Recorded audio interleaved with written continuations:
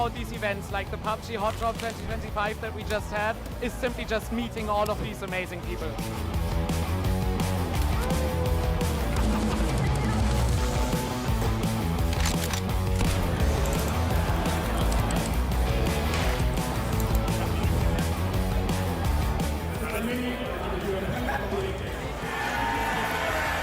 PUBG for putting on this amazing event. It's been so much fun. It's been so great getting to chat to the devs, getting to see everyone playing games and having so much fun. Thanks to all the team that's put it together.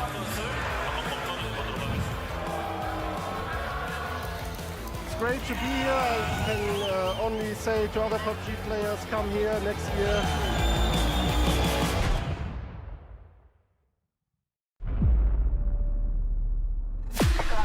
I just need a spot, light in the dark. I got a 2-chain but hard too. Don't always listen when you talk. We was wishing upon a star. I've just landed. Real enough that this battleground will remember. I'm bringing the static. She sees the world expect I follow with my soul connect. Hey,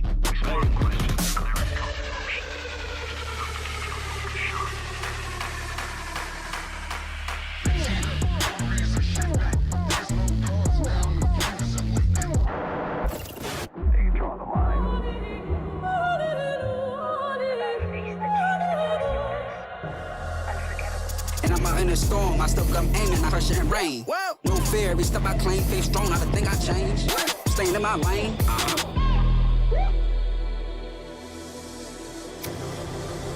내가 선택한 플레이. 정해진 룰은 없어. 내가 정해. 그게 바로 G-Dragon. Battleground.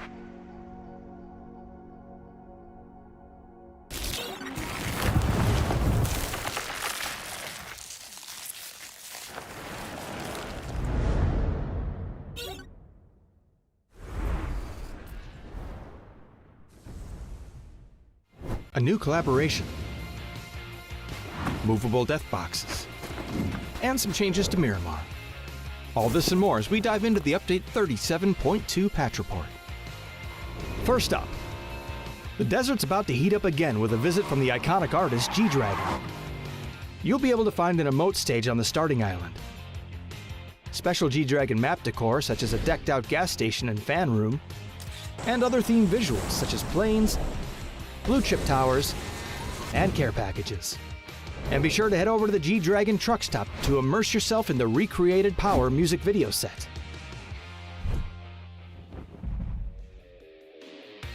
Next up, we're improving the way you interact with some of the objects around the map. You'll now be able to reposition death boxes to get them to a safer location before looting, or use them to lure unsuspecting loot goblins to their demise. Doors can now be opened inward as well as outward, and all those gas tanks you've been wanting to shoot for years will now explode when you do so, leaving behind a large cloud of smoke to cover your movements. More details on where you can see these changes in the patch notes.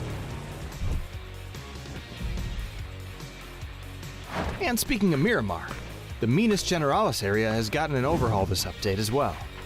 We've streamlined building layouts for more efficient looting, added more item spawn locations, simplified the terrain and structures, and balanced out the engagements between high and low ground in the area. There's also a new Survivor Pass, the return of Survivors Left Behind and Hungers Left Behind, some updates to Team Deathmatch and Intense Battle Royale, and more. So check out the patch notes for full details. Update 37.2 is here, so drop into Miramar, stack those death boxes high, and kick back with some G-Dragon hits. We'll see you on the battlegrounds.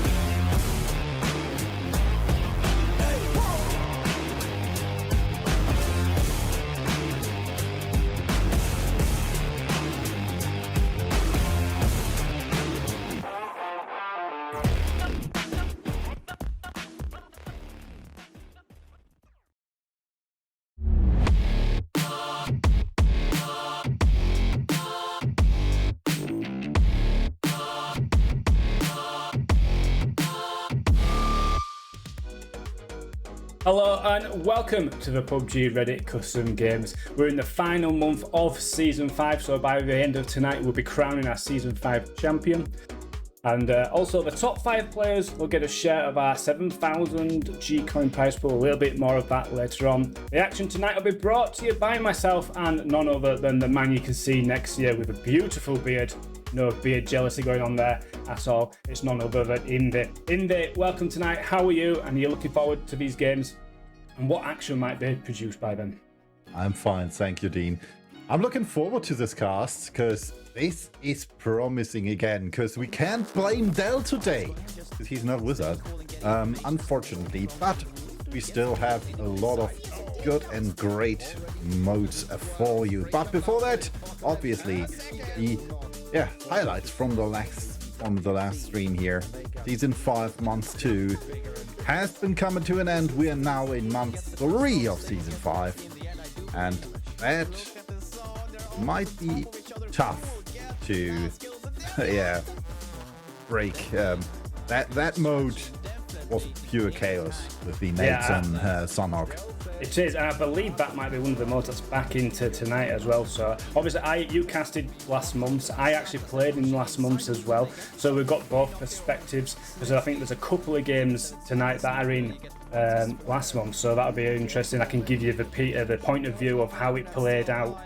When I was in these games, I've just seen myself on the highlight reel as well recently, which was quite nice. But no, I think the players are going to enjoy all these game modes. This was a crazy game mode. It's a bit different, I believe, is the Mad Max tonight. It's going to be on land and not on water. But yeah, as your point of view, Indy, how did it look?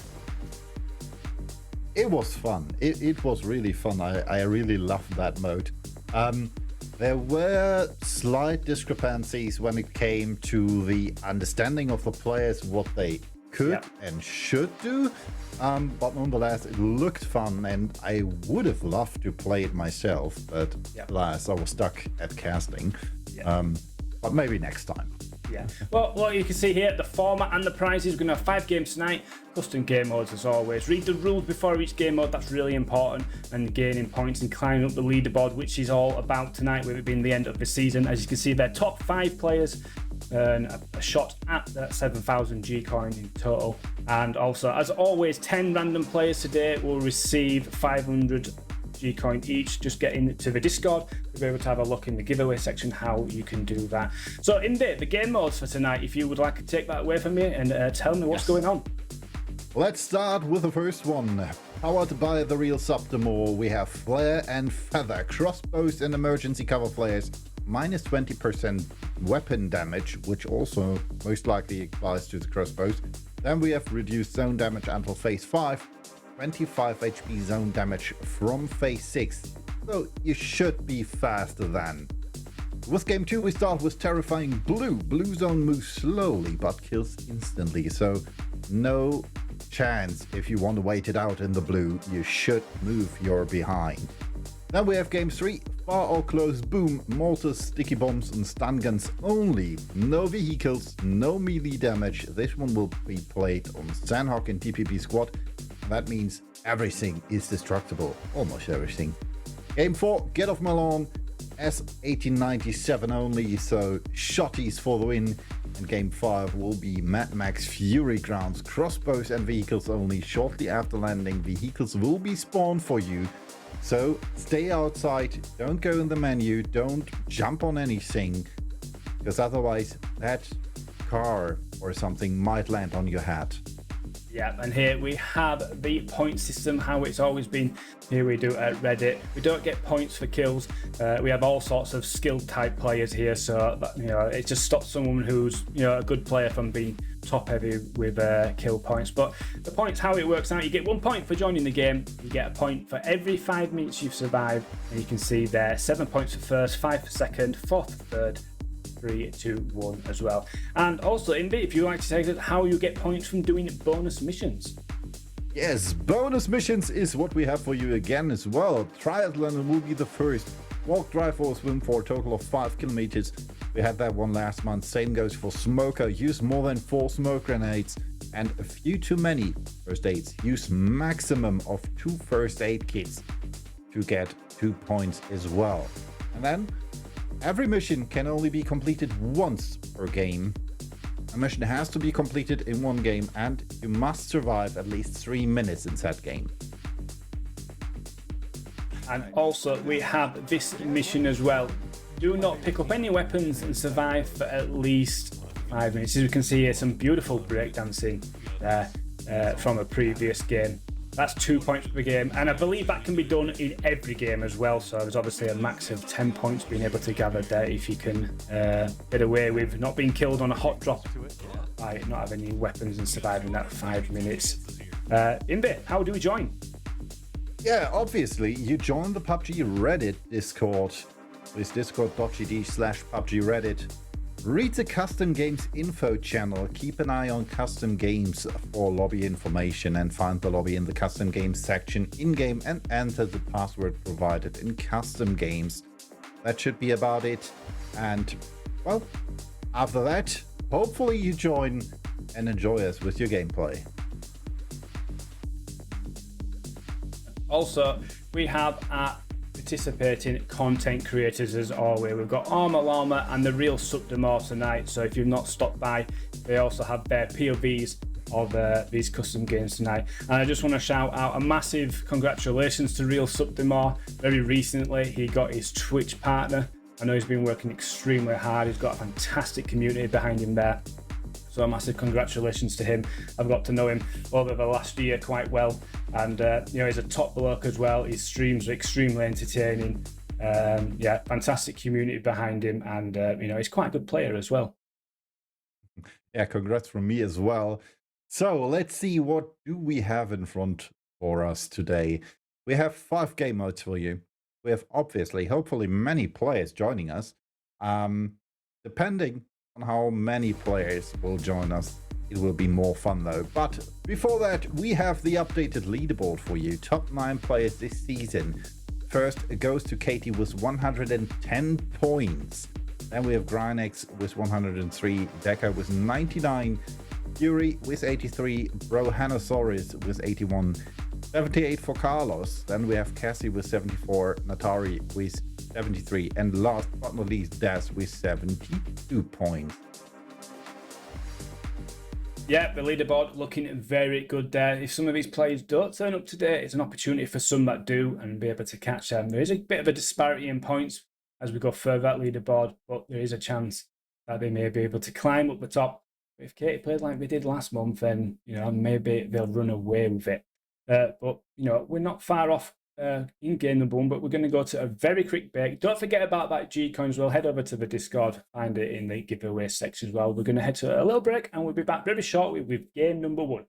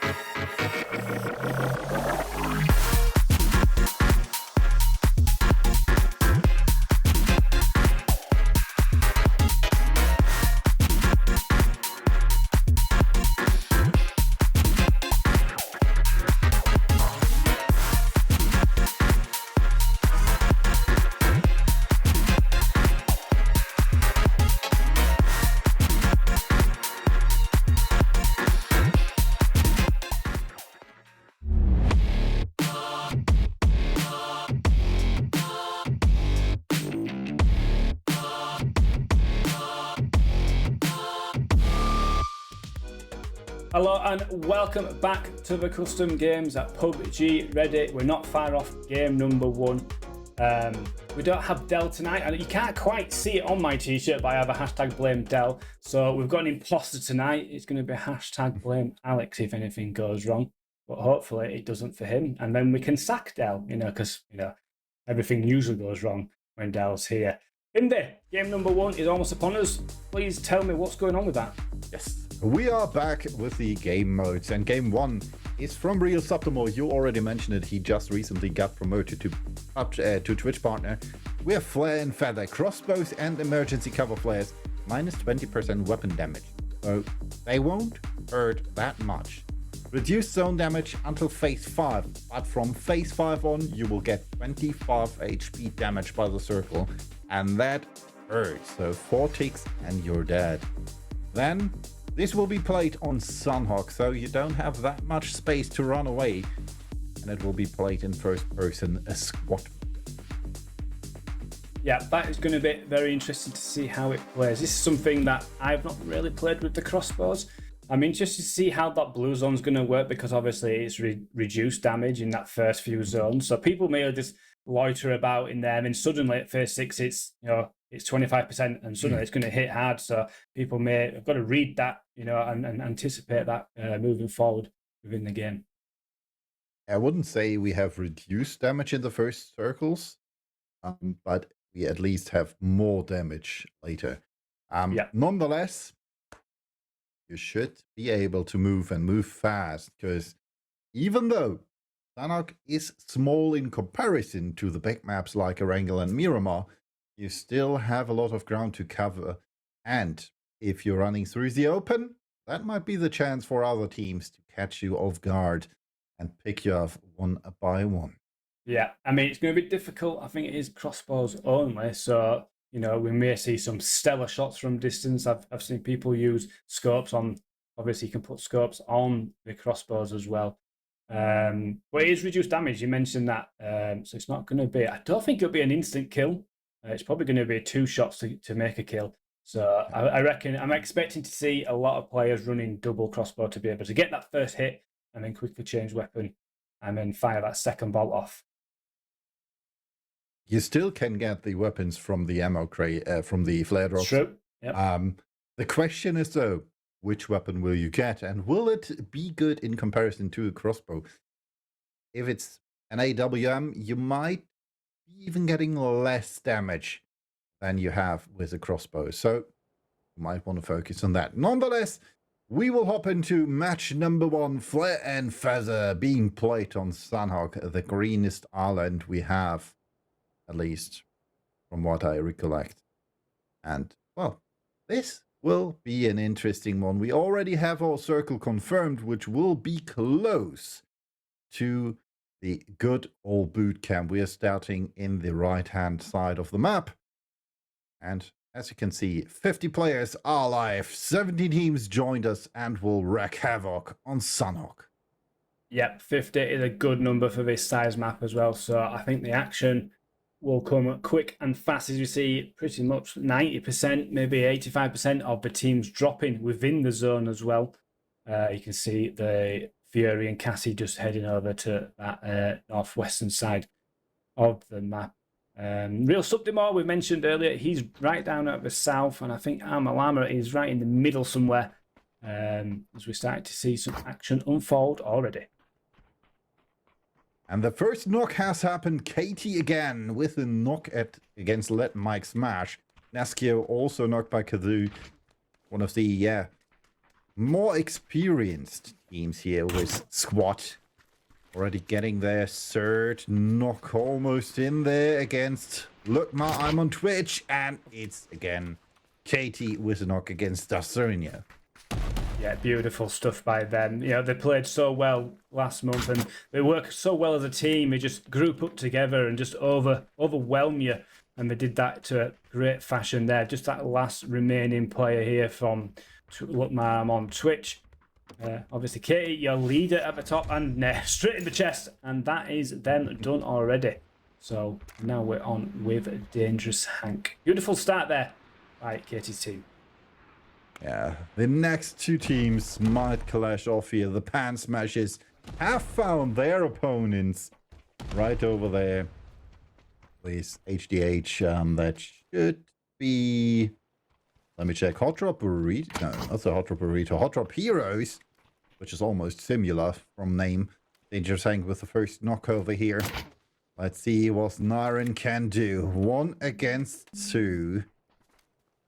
Getting some help from the side, but gets knocked by Excess Virus, and that's it. Pan Smashers annihilate the Hot Drop Heroes.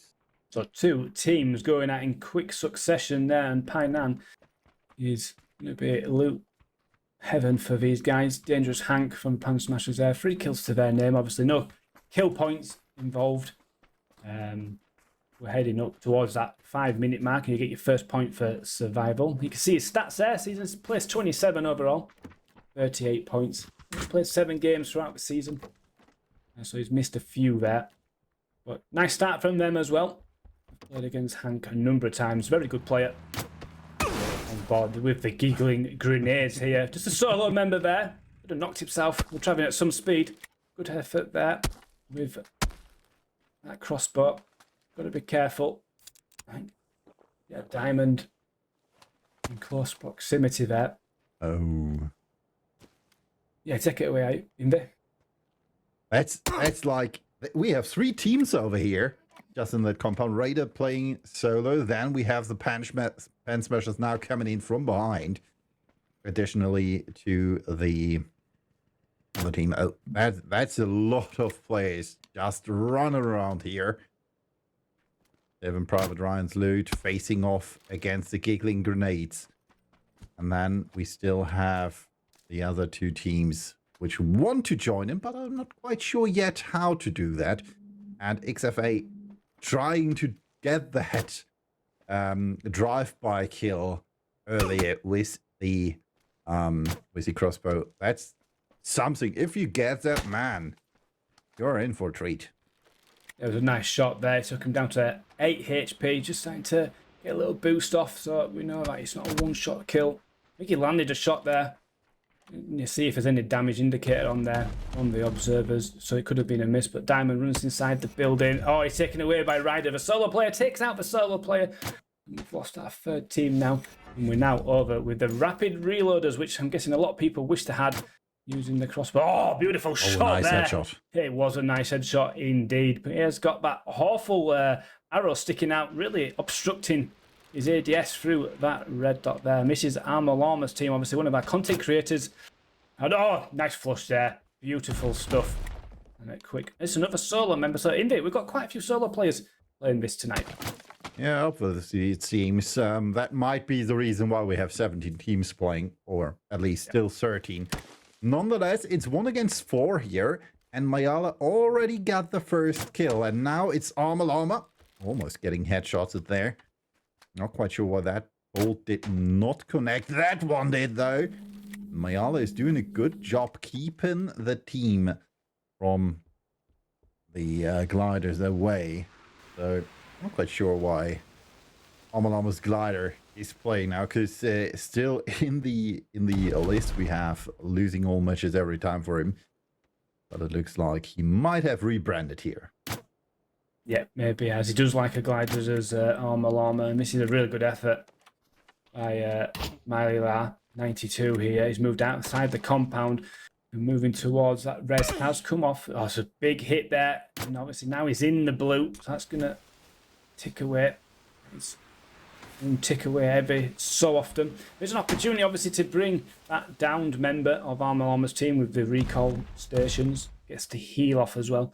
So real thorn in the side here is the rapid leader. Excuse me, the rapid reloaders in Armor Llama's team. And they're doing good. Nonetheless, we still have another clash over there. In the bottom right, we have the aim masters facing off. We're still waiting for Mayala to be being found by Armor Llama's gliders. And he finds another knock against Mars. So there's 2 players left for the gliders, which are Armor Llama and, if I'm not mistaken, Natari. phenomenal stuff here by Mayala. Absolutely Well, the phenomenal Dune is stuff. fast. Currently leading with damage, 357 damage, while the fight in the bottom right is concluded. Yeah. Squat taking down the Aim Masters there in your bottom right screen. So that's another squad wipe for them. Absolutely taking from where they've left off. You can see in the kill feed, Real Subdemos team doing really well. And it's just surviving so well here. And that res has come off, so back up to 3. And we really need to start pushing as a coordinated team here to try and get rid of Miala here. But so far, that just missed. Moves out. Hasn't seen that player on that droppable cover. Oh, now it's down to 1 HP. I think he's going to blow over a tick from the boost. Just saving. Can he get a heal off in time? Sticks to res. No, he's going to go down to the blue here, unfortunately, I think. Or is he going to get... No, Armalama finally getting there. What an effort by Miala, but finally going down to Armalama. Well done, well done. He still got a kill there out of that in a 1 against 4 situation. But now we are live back to the Pan Smashes. And Badfish is trying to do the challenge. 5 minutes surviving without grabbing a single thing. And it looks good for him. So that might be easy points. Well, we can still see the kills top 5. Deka with 37 this season. Then we have Kazoo with 22, Brontosaurus with 20, Grynix with 18, as well as Daz. And our next 2 teams facing off over here, the Pan Smashers facing off against, I'm not quite sure which team that is, but most likely our observers will show us who that team of Minimal and Telephone Husk is. Yeah, I just call them BLD. Sorry, babe. I was just going to call them BLD for now until we actually get their POV. As we see Dangerous Hand taking shots. There's a lot of deployable flare coming out here. Obviously, you can kill people with that if you get a good shot. It drops on your head. It will kill you. So it can be used as a slight offensive util. I've seen it a number of times. That's a good shot. Oh, double hit there. Taking him down by 2 members. And Pan Smashers are down to 3 players currently. A light bite doing some damage as well, coming in from the side here for CTRL. Saying, all right, we have the opportunity to lessen the load for BLT, which is the bullet dodges, and taking out more plays from the PSM team. Why should we not do that? The Pan Smashers are still standing with 3 players, but lessening their workforce might come in handy. Yeah, here we are with Access Virus. You've got to be careful of that. The control team just over to the compound on his left-hand side here. Util being thrown there. It's just a deployable cover. So let's see if one lands on his head. Just move. Ice killed. Just going to get out of that range. Not a million miles from dropping on his head. So, shots coming out. I think maybe the fence blocking that. A quick change to his second weapon to fire off 2 bolts. But it is almost a bit like a standoff here, Invi. You know, it's hard to push this. Keeping covers obviously quite paramount with the bolt. It still looks like it can knock you if you're down to about 90 HP. So, and getting nice and close now. There's Minimal, just missing with that bolt. I'm going to see someone go down. We're almost in punching distance here. Oh, just shot just over his head. We've got Teflon Husk here, trying to get a flank on the left-hand side. And a lot of people already with bolts sticking through. Oh, there's an exchange there. Beautiful. One going down and a second goes down as well. Ice Kill getting 2 quick succession knocks here. You just ring around the roses, but no, it's not enough. Minimal getting that last kill. And the Pan Smashers are eliminated in 10th position. Yeah, the bullet dodgers reign supreme with 2 kills from Minimal. Nonetheless, we still have playing with controller quite close to them, which is a team of Lightbite, Okrasama, Alkita, I can't pronounce that name, and Smoky 2 Guns. They still have the option to hold the team from the bullet dodgers out of the circle. Because the circle will shift.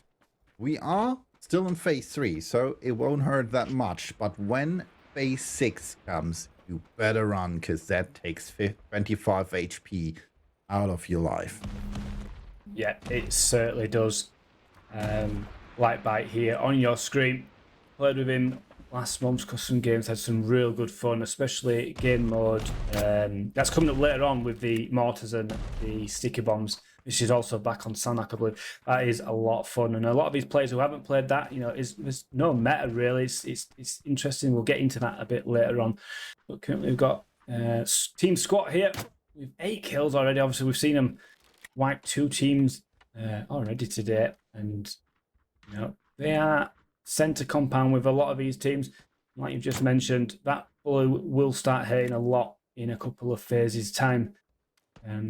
Shooting from distance though, not managing to land anything, and Kate's starting to move out. But yeah, you can see there 4 kills to their name already. Deployable cover coming out, and more teams there you can see in that mini map starting to get really bunch up in the center of the zone. And they want to cuddle. They want to be fast enough to get away from that phase 6. Squad still one of the deadliest squads we have in this matchup. 9 kills already, like you said. Already to the name of Katie, and they are still yearning for more. Considering their position in this circle so far, I would say they are in for a treat with that. Nonetheless, they still can be taken out. They are only human, even though they might be meta-human. Yeah, you can see there on the minimap now that real Subdimar is engaging with team. I don't know if it's Team Cute or Team Dogs.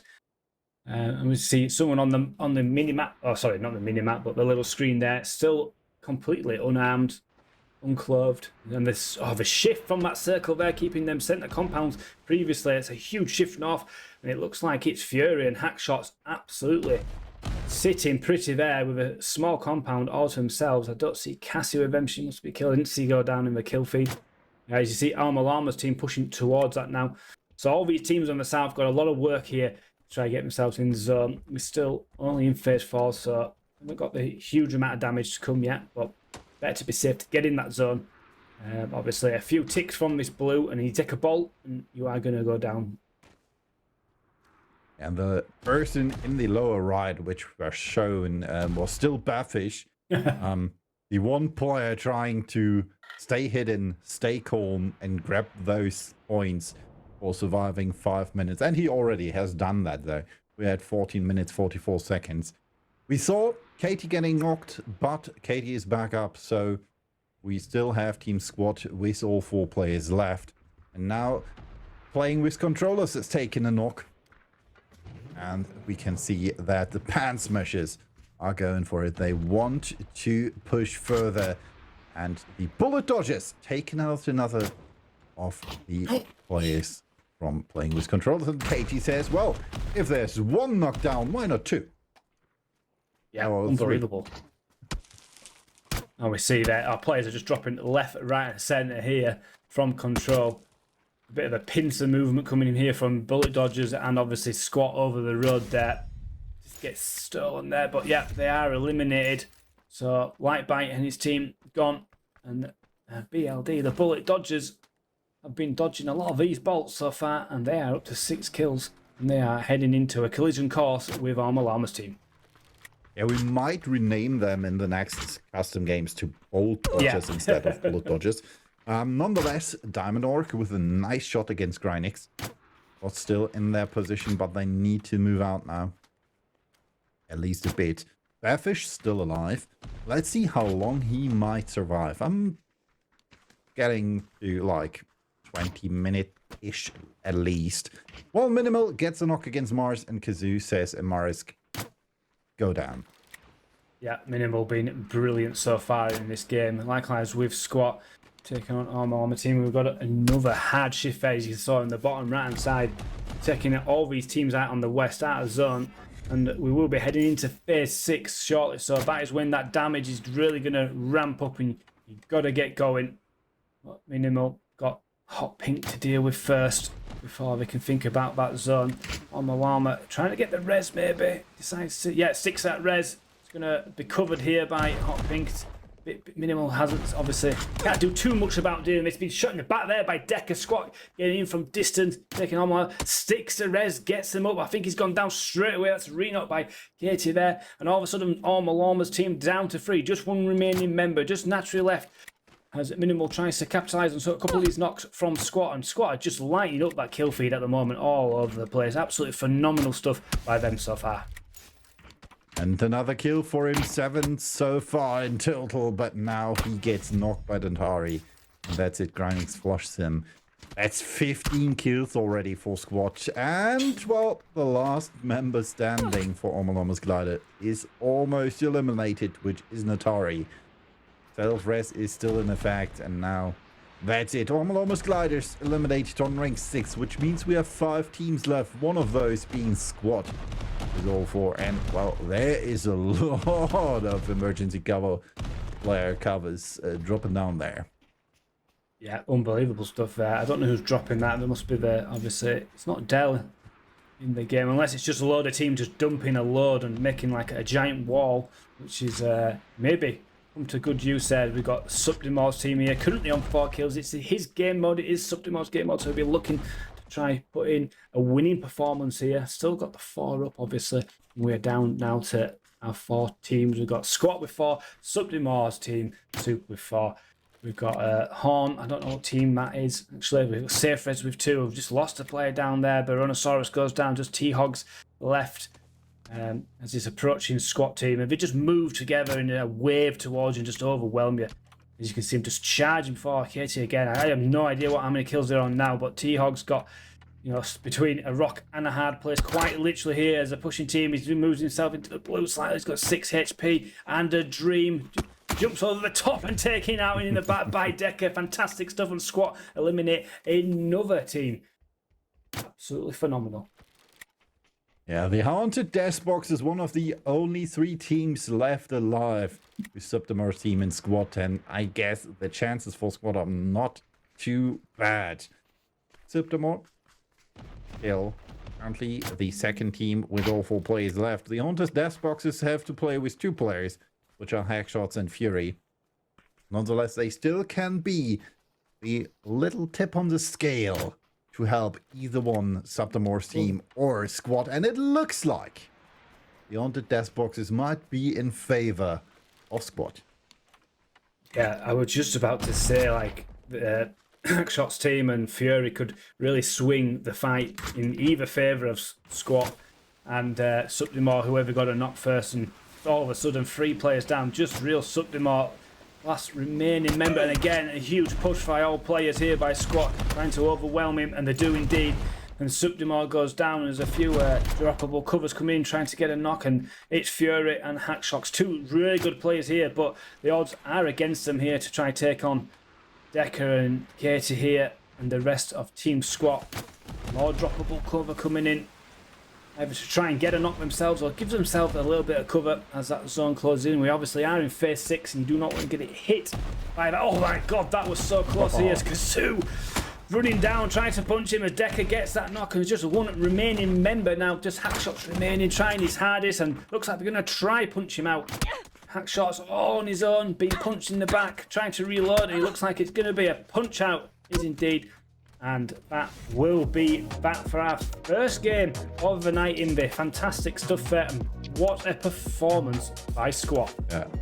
22 kills with 2,382 damage and 18 assists. That means 40 of those kills were theoretically in their hands. And, well, still 22, that's such an amount. And that shows why Katie is currently at the top of the leaderboard. So, well, really? We'll see what happens after a slight break.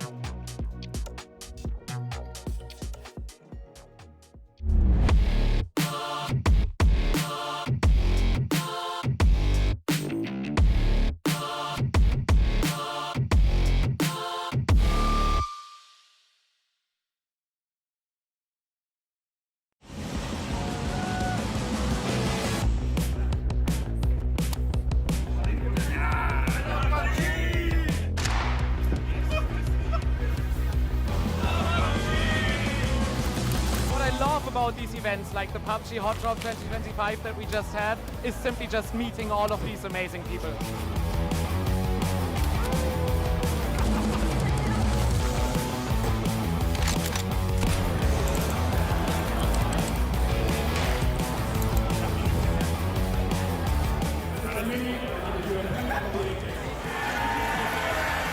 PUBG for putting on this amazing event. It's been so much fun. It's been so great getting to chat to the devs, getting to see everyone playing games and having so much fun.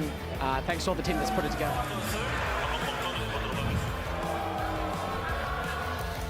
It's great to be here. I can only say to other PUBG players, come here next year.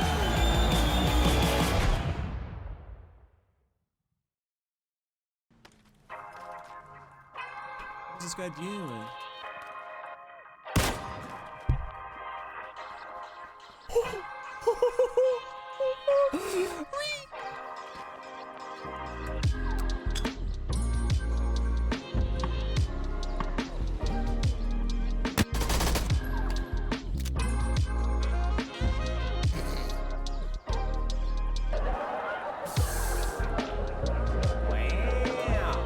Three, two, Let's go for the one. rest, though. He just opened yellow.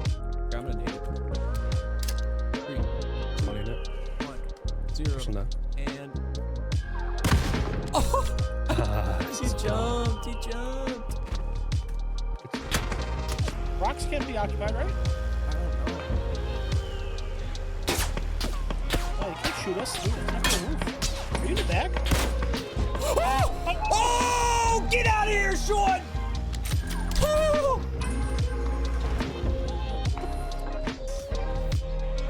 I'm doing great, man. Still floating on clouds from this from this partners thing, man. It's been amazing.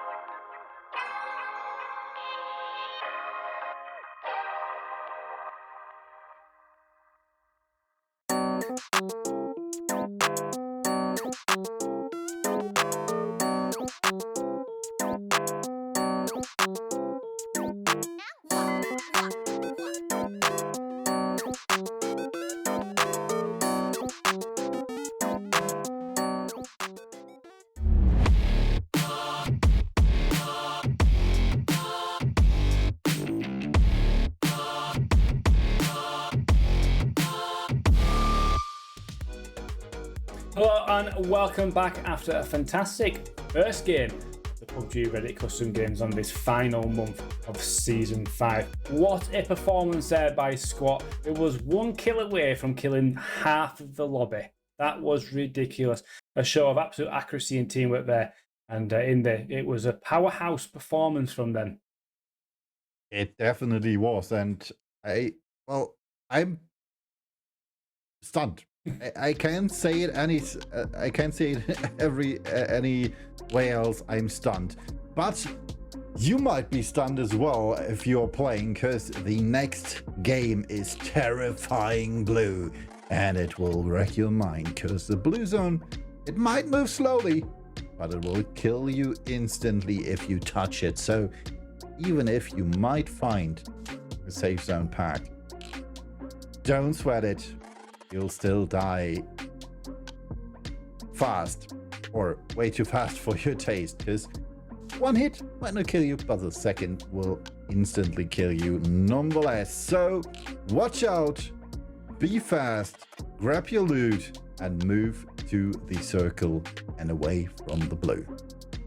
Yeah, definitely heed that advice there. And if you are a regular for the custom games and are used to this instant kill by the blue, it is slightly different than our King of the Hill. You know, usually King of the Hill, you get the end zone on screen right at the start of the game, and everyone can rush to that point and play the game from there, avoiding the blue. This is different. This is going to be a usual game settings, I think. With the zone, it's going to be shifting left, right, all over the place. You don't know. So I think it's very wise never to play edge at this stage. You know, get center. Whoever gets these center compounds early is going to be, you know, key to victory. Normal weapons like normal squad as well on Tego. But I think the key is staying away from the edge. You know, get your vehicles, scout compounds within the zone, and get head in there. So let us predict. We have a bit of time because the leaderboard isn't ready yet. Yep. Let us predict how many people, although if we still start with 50 again, do you reckon will fall to the blue? Well, obviously at the start, I don't think many will, but we know as the game progresses, if there's some hard shifts, if we see like in the last game where we had a bunch of teams in the middle and there was a huge hard shift, suddenly like 3 teams are on the edge. If that type of scenario happens, then we could see half the lobby die to the zone, literally half. And you know, if it doesn't, it's more it's just donuts and keep centering and centering. Obviously, quite less. Near the end, I think you obviously start to see more people die. But I'm going to go with 20 of the 50. If we do get 50, I'll go 20. I'm gonna go with less, but I will say we get the first kill by the blue quite early. Yeah. Because someone will did forget. not read Yeah, rules. someone will forget. those They didn't rules. read the rules. You're absolutely right, and they will go down. They'll be running for a vehicle. The blue will be approaching, and they'll just get caught out. Something like that is bound to happen. Yeah, that's I can predict that. I can see that happening. You're quite right. Yeah, or they will try to get to a car to get away from the blue, because they landed quite far away from the circle. And we're playing on Tego, so this means we have some ground to cover. This is not a small map in comparison to Stunhawk. We're still playing first person, still squad, so you're not alone if you find 3 other people in the chat and in the game. You can join, because you don't have to play alone. You can just join someone else, even if you don't play as squad or talk to each other, you still can play together.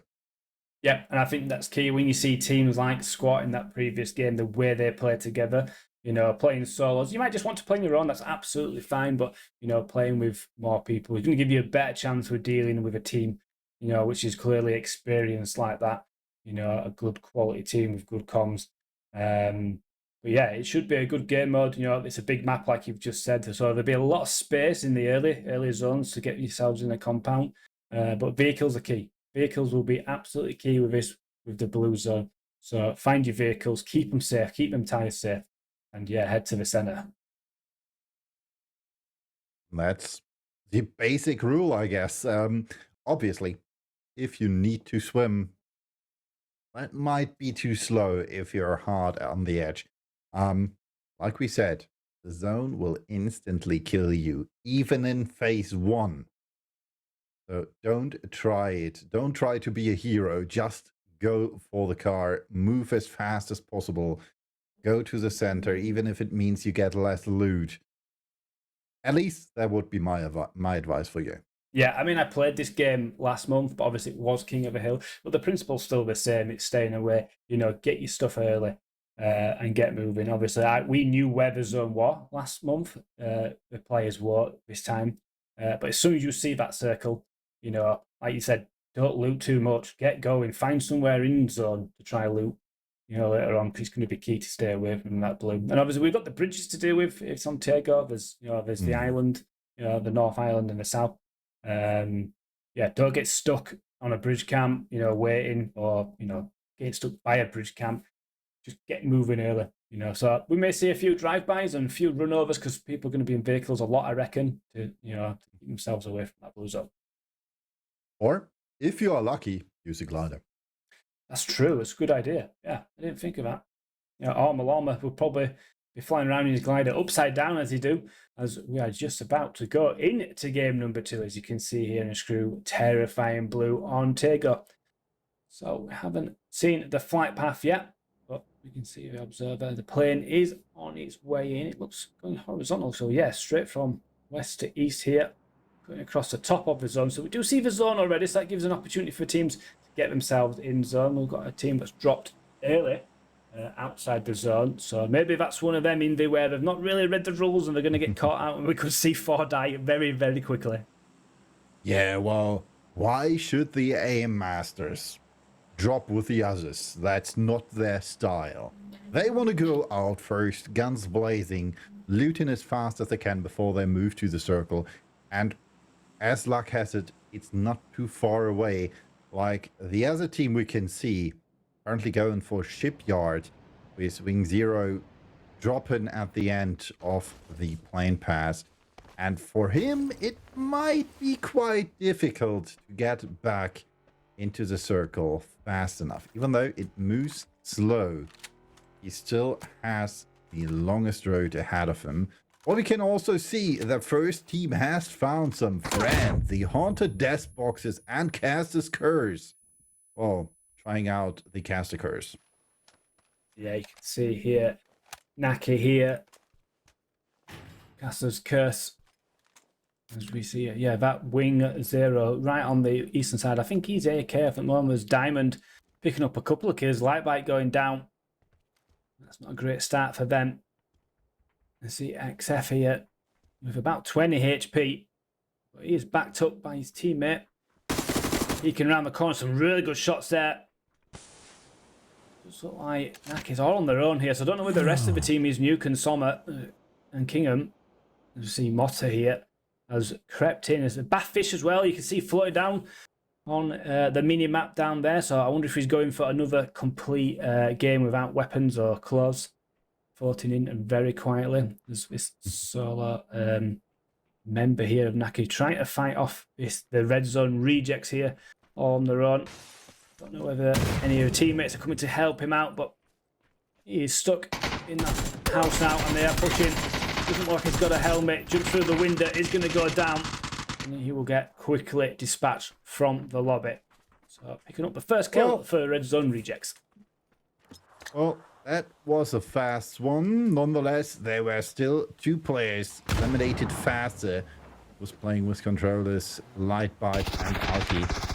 While Schweppy and Mora trying to get away there from Team 42, which is the answer to life.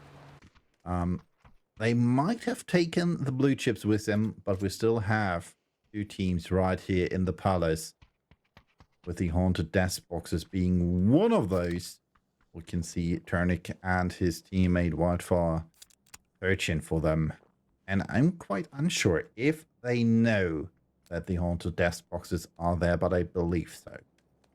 Yeah, I just noticed Hackshots. He isn't playing with Cassie or Fury like usual, so I'm guessing Hackshots and Cassie have had a massive fallout, as they do every single week. So I will try to find out what's happened there. You see, look, I'm on Twitch. Wildfire moving around. I think there's only a couple of members of their team in Palace here. So I've got to be careful with this 4-man team. The blue zone obviously is on its way in very slowly, like we've mentioned. There's the top 5 revives there on the screen. Okasama with 13 and Kasu with 10. And Katie with 9. And it just shows you the squad team there being able to fight and be able to res their teammates effectively as well. You see Shots looking out. Some nice shots ringing out there, taking him down to about 30 HP. Pre-firing there on that corner in case he peeked. Going for the roof of these buildings here to try and get an elevated advantage.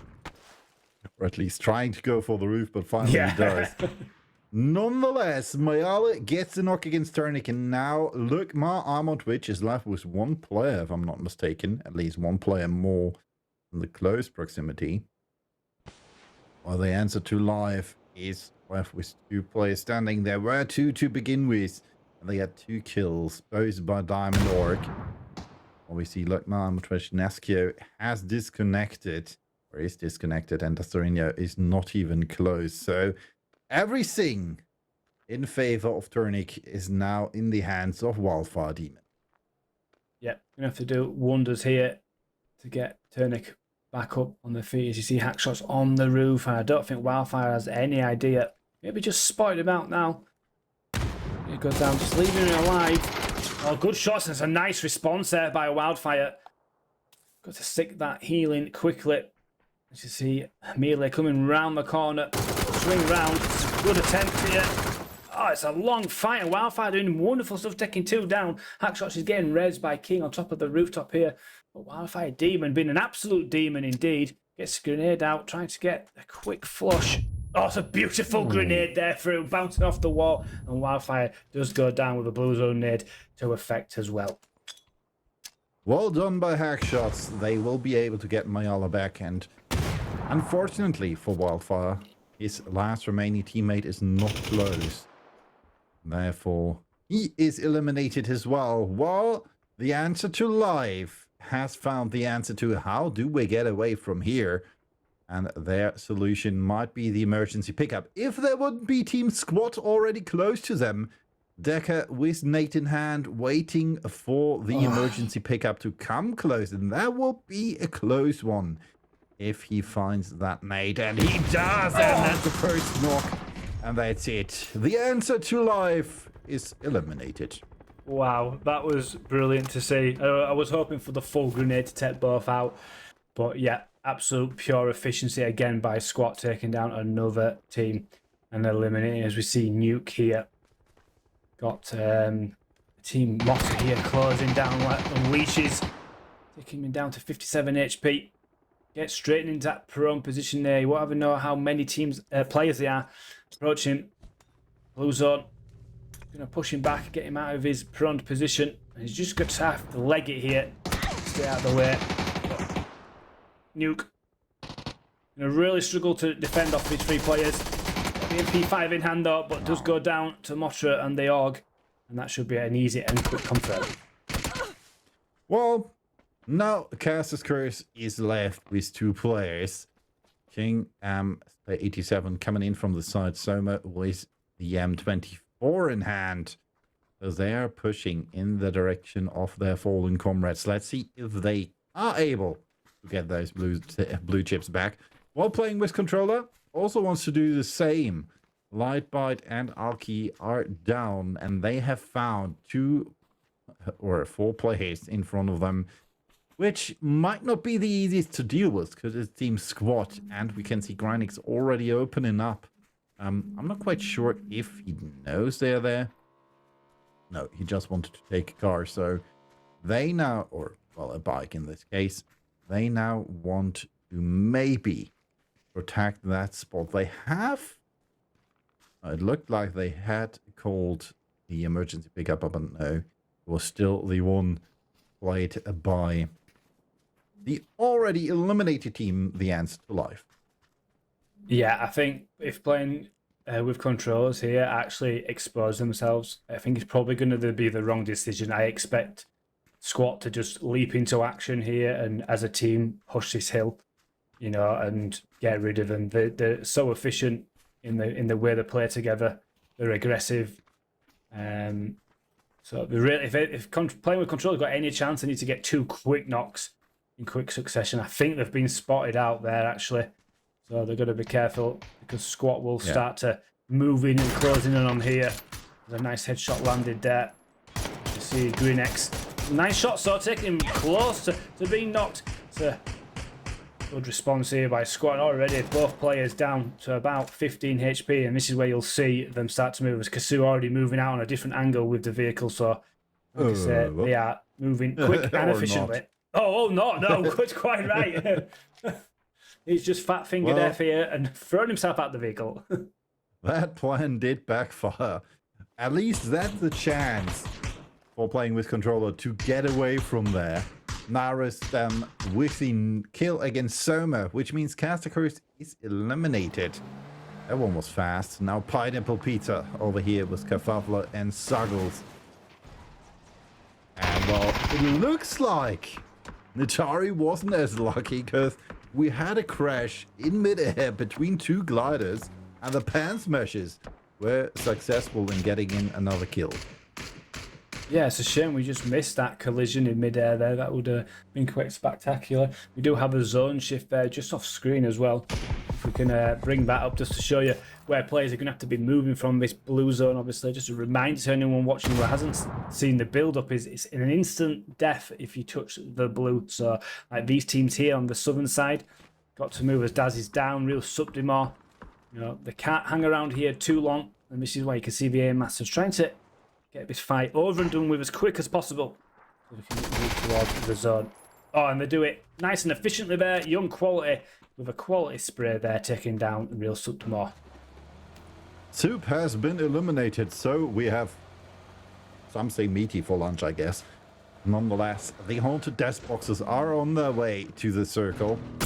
We still have some players quite close there with Dastarinho and Naskio.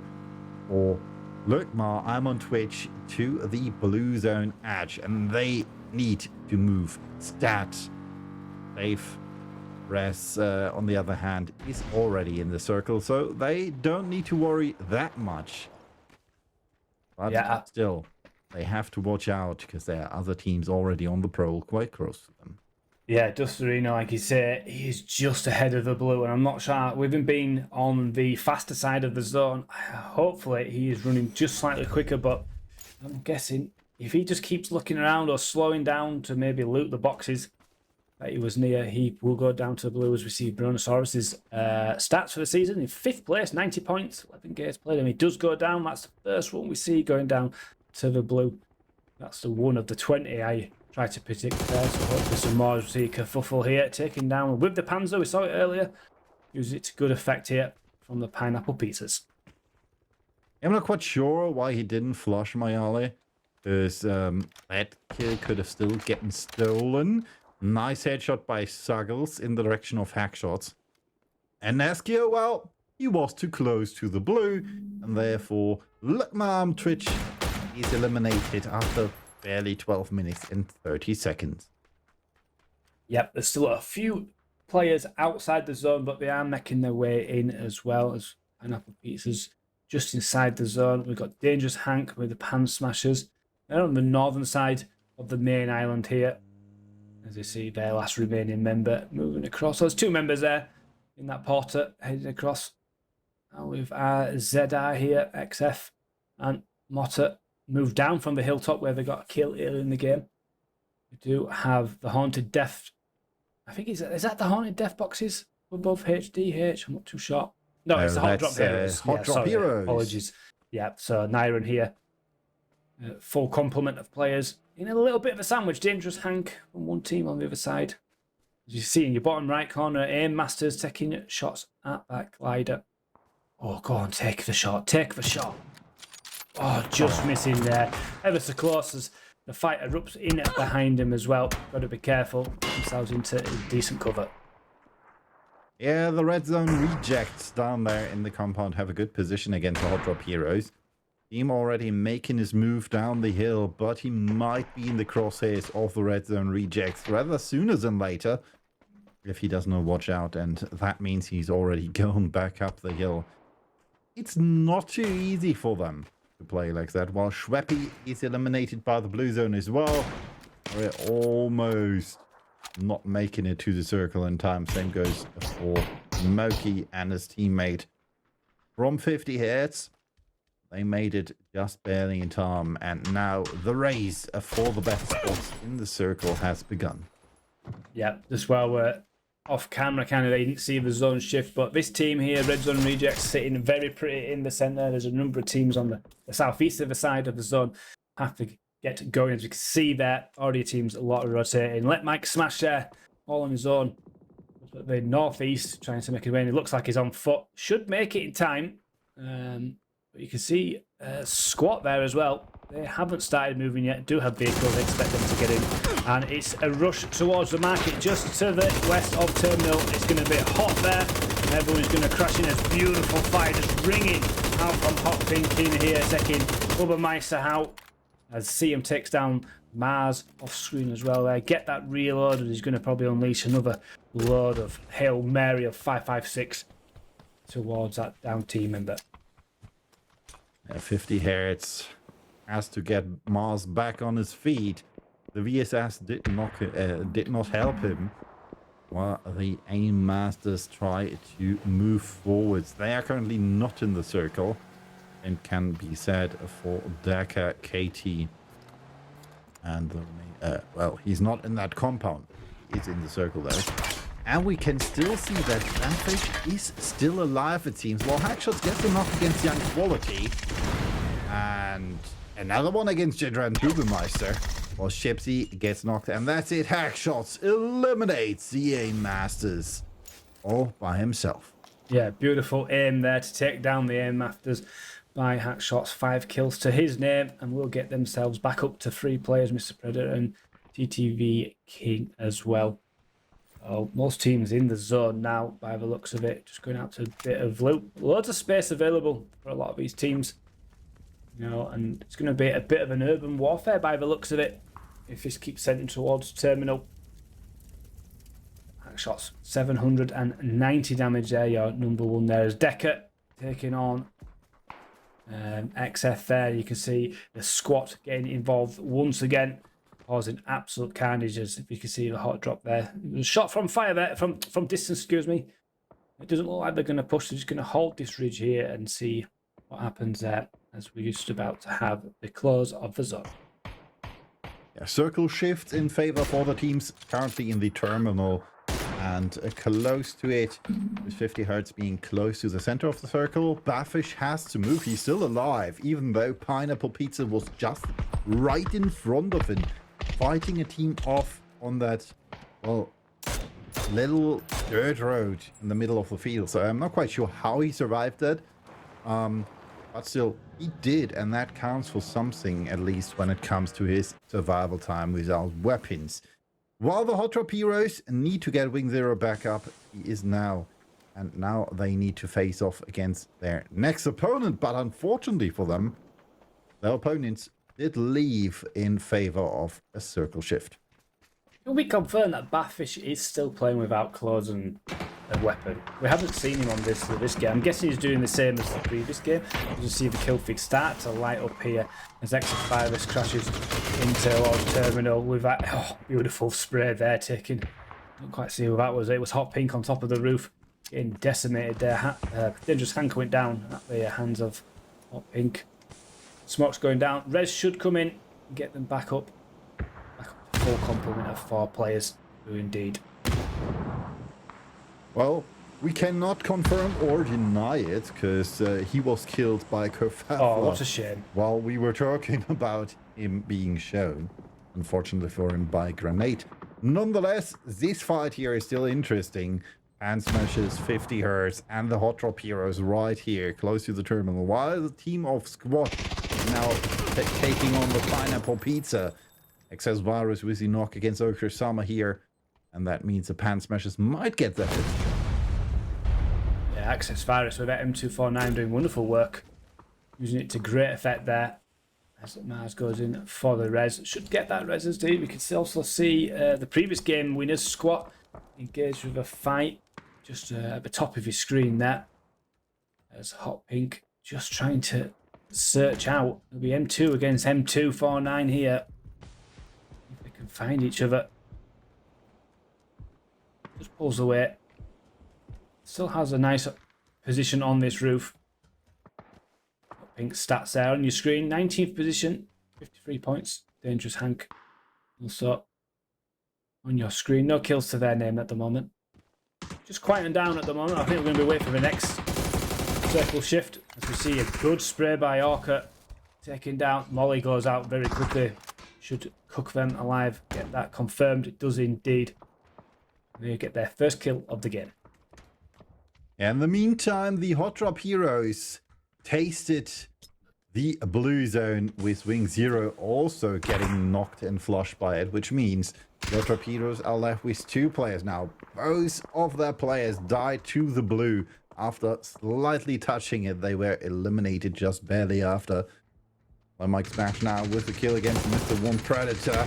Excess Virus with a nozzle knock against Okra Summer is now blocked by that, post from the tent, or how you want to call it, and It's not looking too good for him, while Access Virus gets a knock against Mars, and now 50 hits is down to 2 players. Yeah, Access Virus, absolutely wonderful stuff with M249. Both of these players going for the 2 times scope on top as well as Okasama does go down.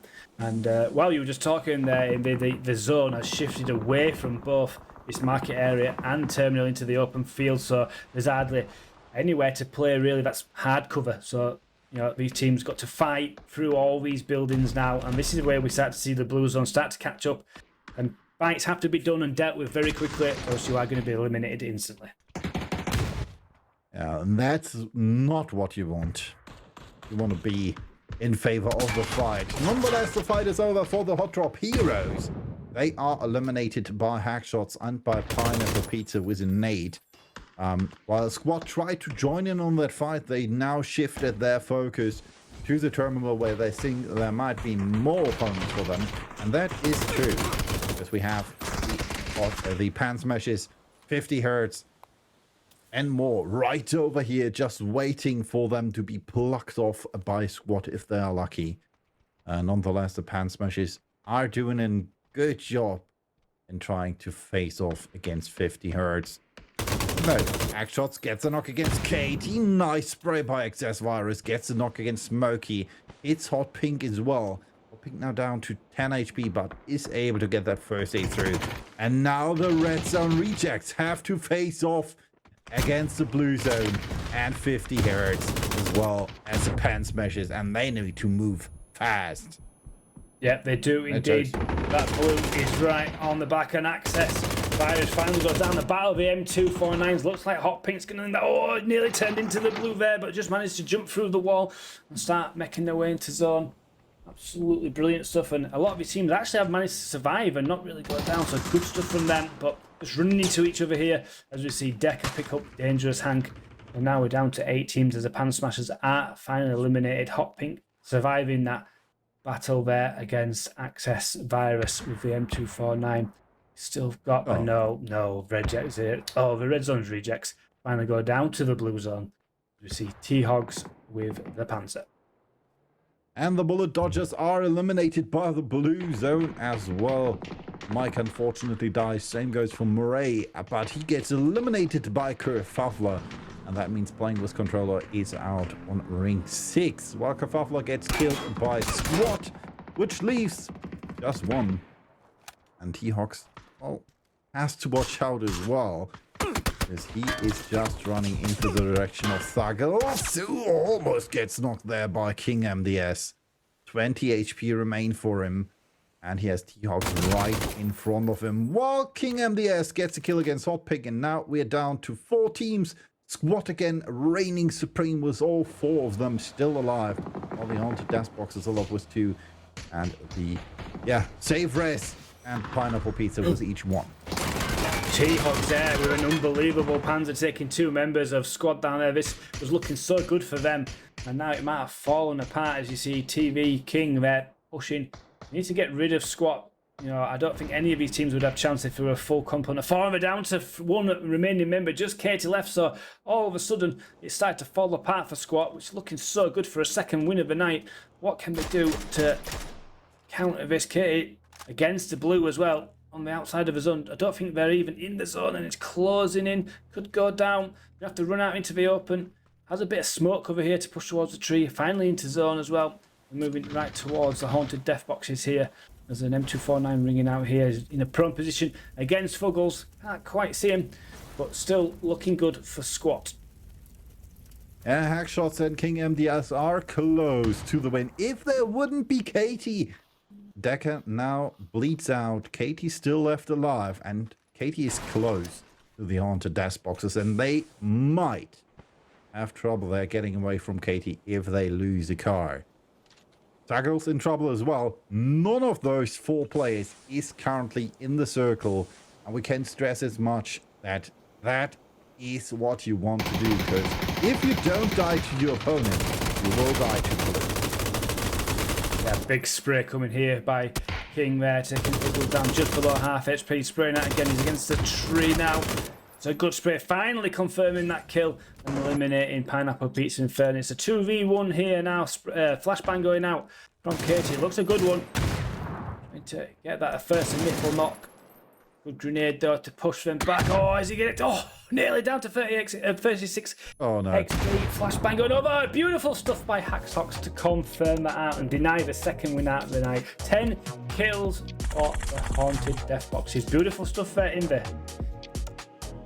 1,777 damage plus 6 assists for squad means they at least participated, but they did not get as many kills as we saw in the first match. So this map maybe, or this mode wasn't in favor of them.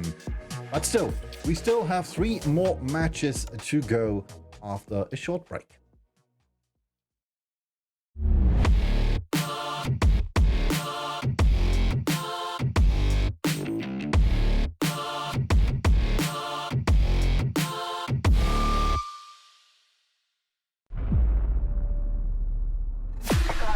I just need a spot, light in the dark. I got a 2-chain, but hard too. Don't always listen when you talk. We was wishing upon a star. I've just landed. Real enough that this battleground will remember. I'm bringing the static. She sees the world, expect I follow with my soul connect. Hey,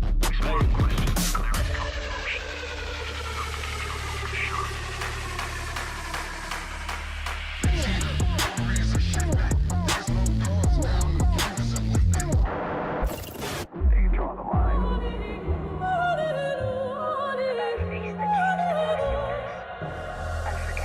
and I'm out in a storm. I still come aiming, I heard shit and rain. Whoa. No fear, every step I claim, face strong. I don't think I change. Staying in my lane.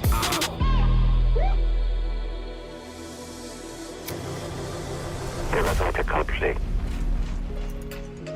정해진 룰은 없어. 내가 정해. 그게 바로 G-Dragon. Battleground.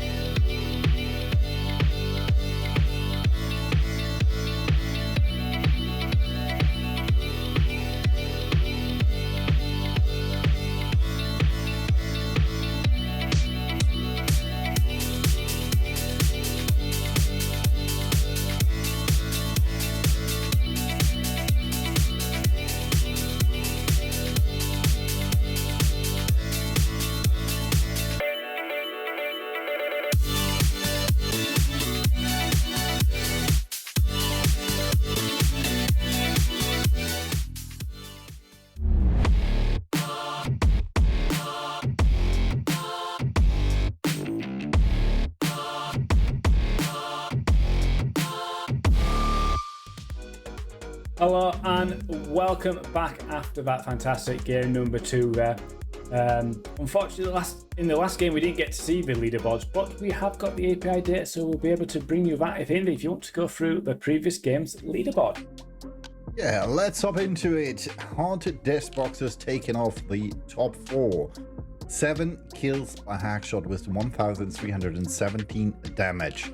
Then we have 1 kill for Mayale and 2 for King MDS. Squad taking second with 7 kills.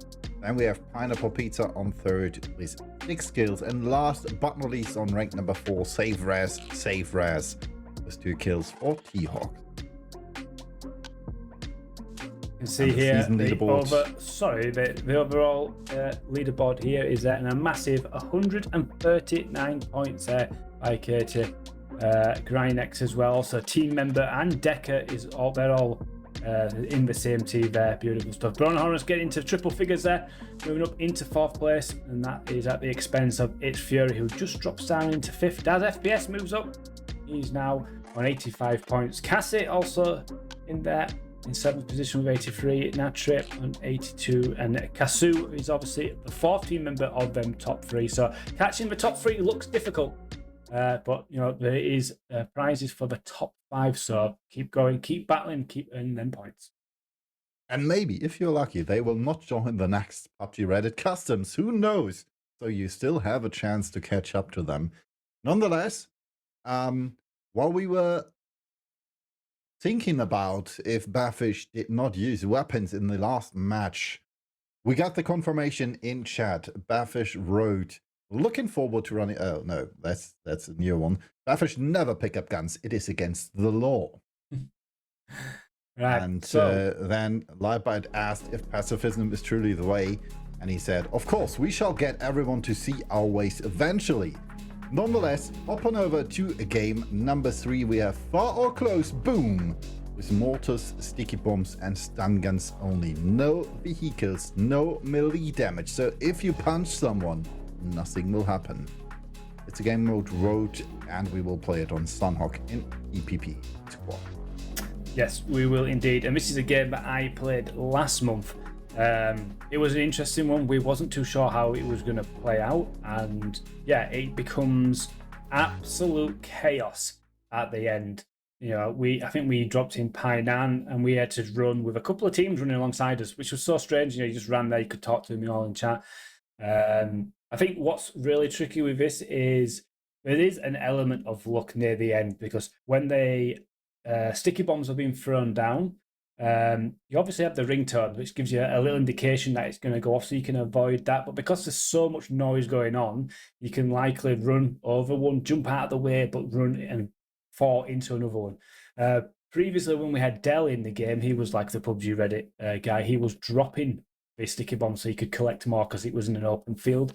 But every time you saw a sticky bomb, you didn't know whether you could pick it up or it was going to go off. So you just kept running around going, oh, I'm running out of sticky bombs. I don't know if that's going to go off or it's actually able to be picked up.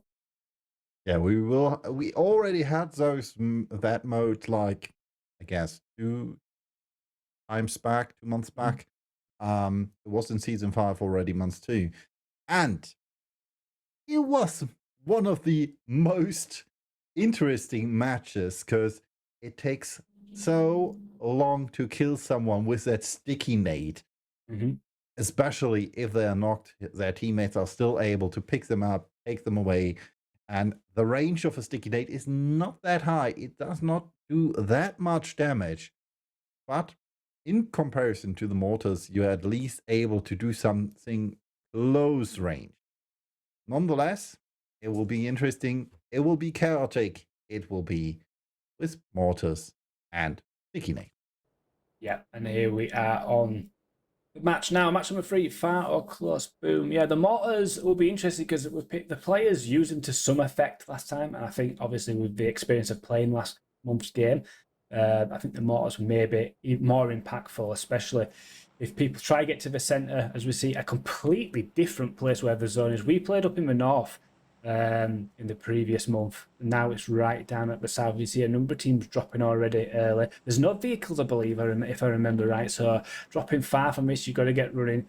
Obviously, it's normal damage for the blue, but But yeah, it's quite right. It takes a while to kill someone. You have the ability after someone's knocked, is just to pick them up and run and kind of run away. You can't run obviously with someone on your back, but you can get away from these nades. Like you say, they don't have a good blast radius and they don't have a great range at throwing either. So, you know, it's an interesting game mode. I'm looking to see as a caster how this plays out other than playing it.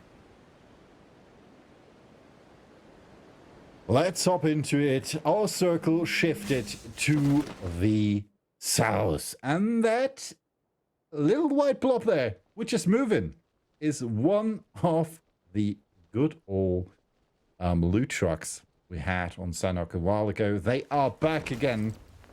And if you're lucky, you'll find loot in there, which is normally prohibited. So in there you might find something which is not a sticky nade or not a mortar. But before that, you have to stop that loot truck somehow. And that will not be too easy.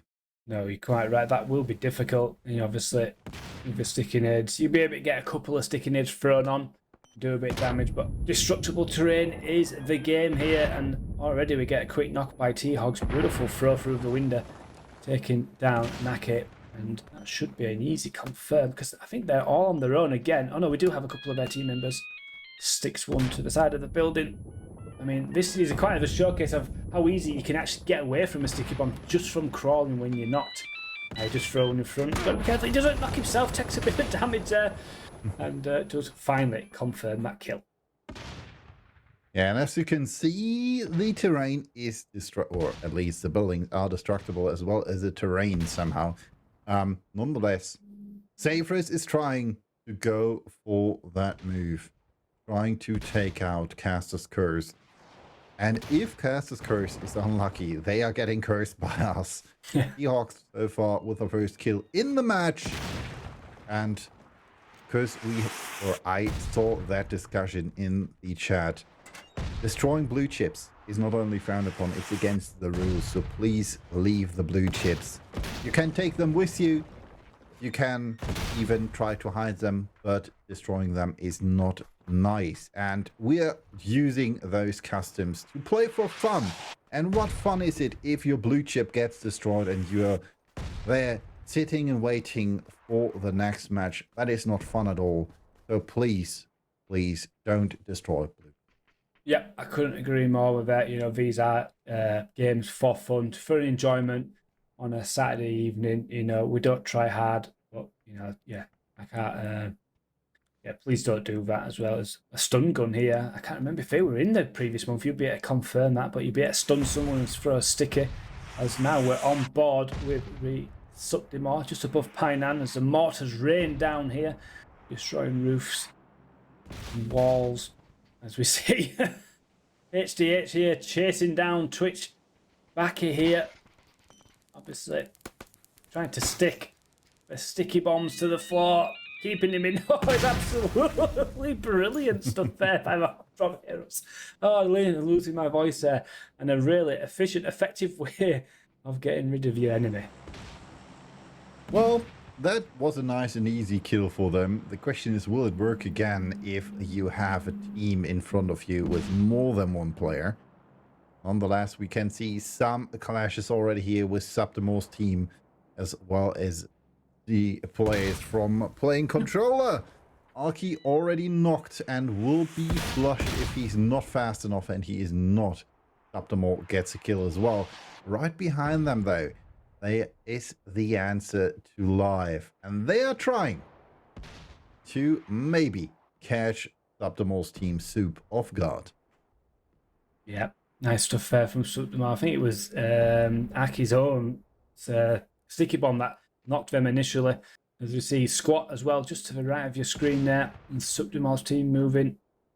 And, you know, when you were running like this, not much can be really done. You'd be really lucky to find yourself knocked on a sticky bomb. There's no melee damage, obviously, we've mentioned this before, so you can run alongside players and head towards that zone. You can see the mini-map, quite a number of teams on that northern side. Lightbite as well, trying to make his way in with his teammate Mora just in head. And obviously the stun guns, you could keep some in your track, but like you said, that previous player who was killed, having more than one member, I don't think the stun gun is going to be as efficient. as you're going to leave yourself quite open.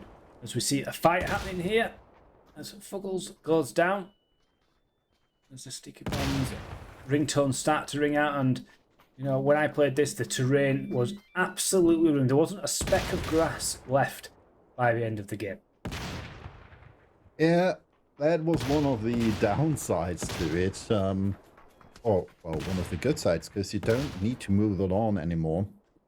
Nonetheless, you can use those sticky nades to create some cover for you if you throw them on the ground and create a crater for yourself. But the question is, how long will it keep you cover? Bearfish might be one of the players in favor of that, but he's not supposed to pick up any weapons at all. So let's see how long he stays alive this time. While we are at the 6-minute 40 mark, he should be, if he's still alive, able to get those points. Nonetheless, we can see the team's already running for us, and there he is. Thank you to our observers showing him. He still is alive, still staying hidden. Not prone, but at least, yeah, there we go with the little logo there. He's still alive. Let's see if he can keep it that way. I've got to say, 28 points is quite an impressive haul from playing without any weapons or anything. Just obviously surviving as long as possible. And you see the zone there is still quite in favour of him, and if it keeps shifting south, should I say, he's going to be sat on them locks quite some time, just gathering more and more placement points. Well, Katie knocked Grynex out. I'm not quite sure what Squat is doing there. Nonetheless, they might be still in a good position to win this match in the end if they keep playing like they did in the last matches. They are still close to the still in a good position there, except for Kazoo, who's quite a bit split from his team. While we can see the red zone rejects now coming close to Camp Charlie. They are not in the circle. They need to get in the circle, and right in front of them, they have Caster's Curse. We're trying to rain some hell down with the good old mortars. Same goes for Subdemo's team, with Muddy Creek here, shooting some in the direction of the red zone rejects. And Barfish might be in trouble, because I can see that Cassidy is quite close to him. Yes, it is indeed, and we do see Muddy Creek picking up a knock with that mortar. So using that to good effect, and we could see the top 5 kills was all in place by the entire of Squat there. But he set up the mortar, and Batfish so quietly just hidden. Real Subdemort having no idea he's there. I mean, getting up, he's moving. You can't punch him, and Subdemort don't think he's heard that. So for now, Batfish still staying alive, and Subdemort moving away. And I think Batfish is going to stay alive just a little bit longer. Yeah, for now, the question is, how long will it take, considering that Subdemort is very, very close to him. In the meantime, though, Decker gets another knock-in with Grynex getting the flush against Kerfuffler.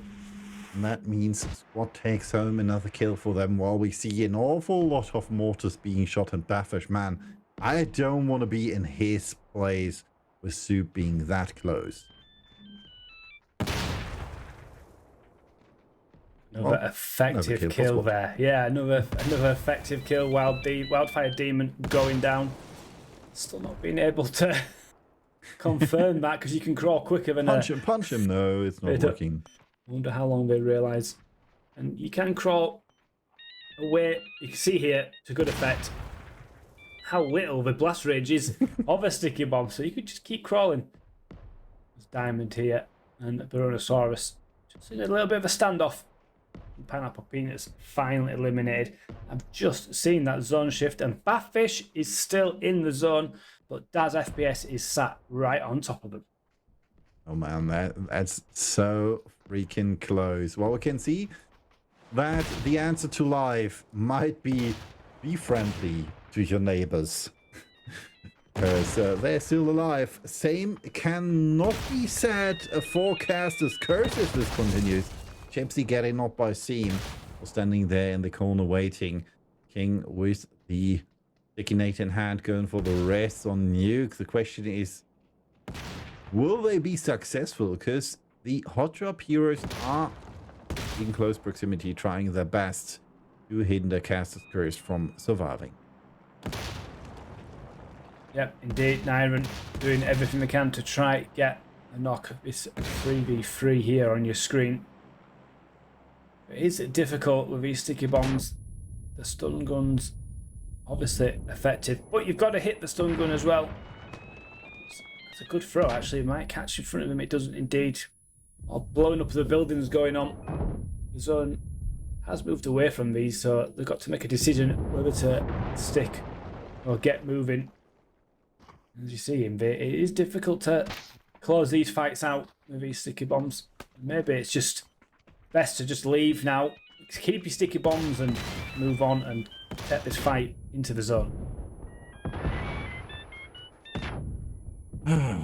They might have, well, suggested he might be somewhere, but the red zone rejects are not quite close to Soup. Well, we can see there's an awful lot of stuff happening here between Caster's Curse and the hot drop heroes. Well, Fury gets a knock in against the players from the Aim Stars. Young Quality gets knocked down.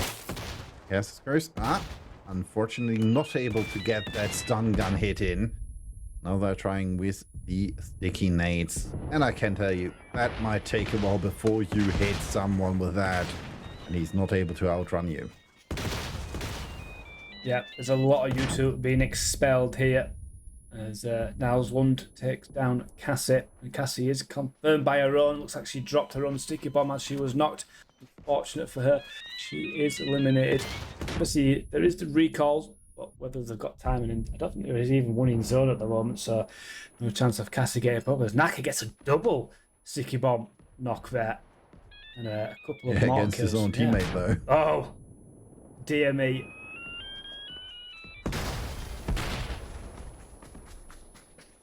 Oh, double knock flush by the red zone rejects against Subdemore and Quesadillo. That hurt. That definitely hurt. While Bafish is still alive after 13 minutes and 11 seconds, which is roughly his normal survival time. We can see the trees are falling apart as well. While Subdemore gets a knock in against XFA with a sticky nade. So the red zone rejects are left with motor only. And if they don't want... Oh, no. I'm going to correct myself. There's still someone, AMR, lower. It will be alive. While XFA gets eliminated by Subdemore. Let's see how long this fight will last, because the circle is going in the other direction. Yep, it was a hard shift north there. That means Bathfish on the rocks will have to move. But if there's any game mode which benefits Bathfish, it's probably this one to stay alive without any weapons. So we'll just have to keep an eye on, see how long he survives. As this fight's still continuing on here between Motta and Arbarb with the Subdemore team here. Muddy Creek down to half HP there. We need more blue damage. We need more blue damage, yeah. But that will come. We still have two teams out in the blue, which is Fury and Hackshots for, I guess, Garfield, and Armalama's team with 3 players. All four now. Natari out in the blue as well. Well, we can see the Hound dash boxes going for a run on the corner of the cliff here. I'm not quite sure if Bafish has been eliminated now. Oh no, he's still alive.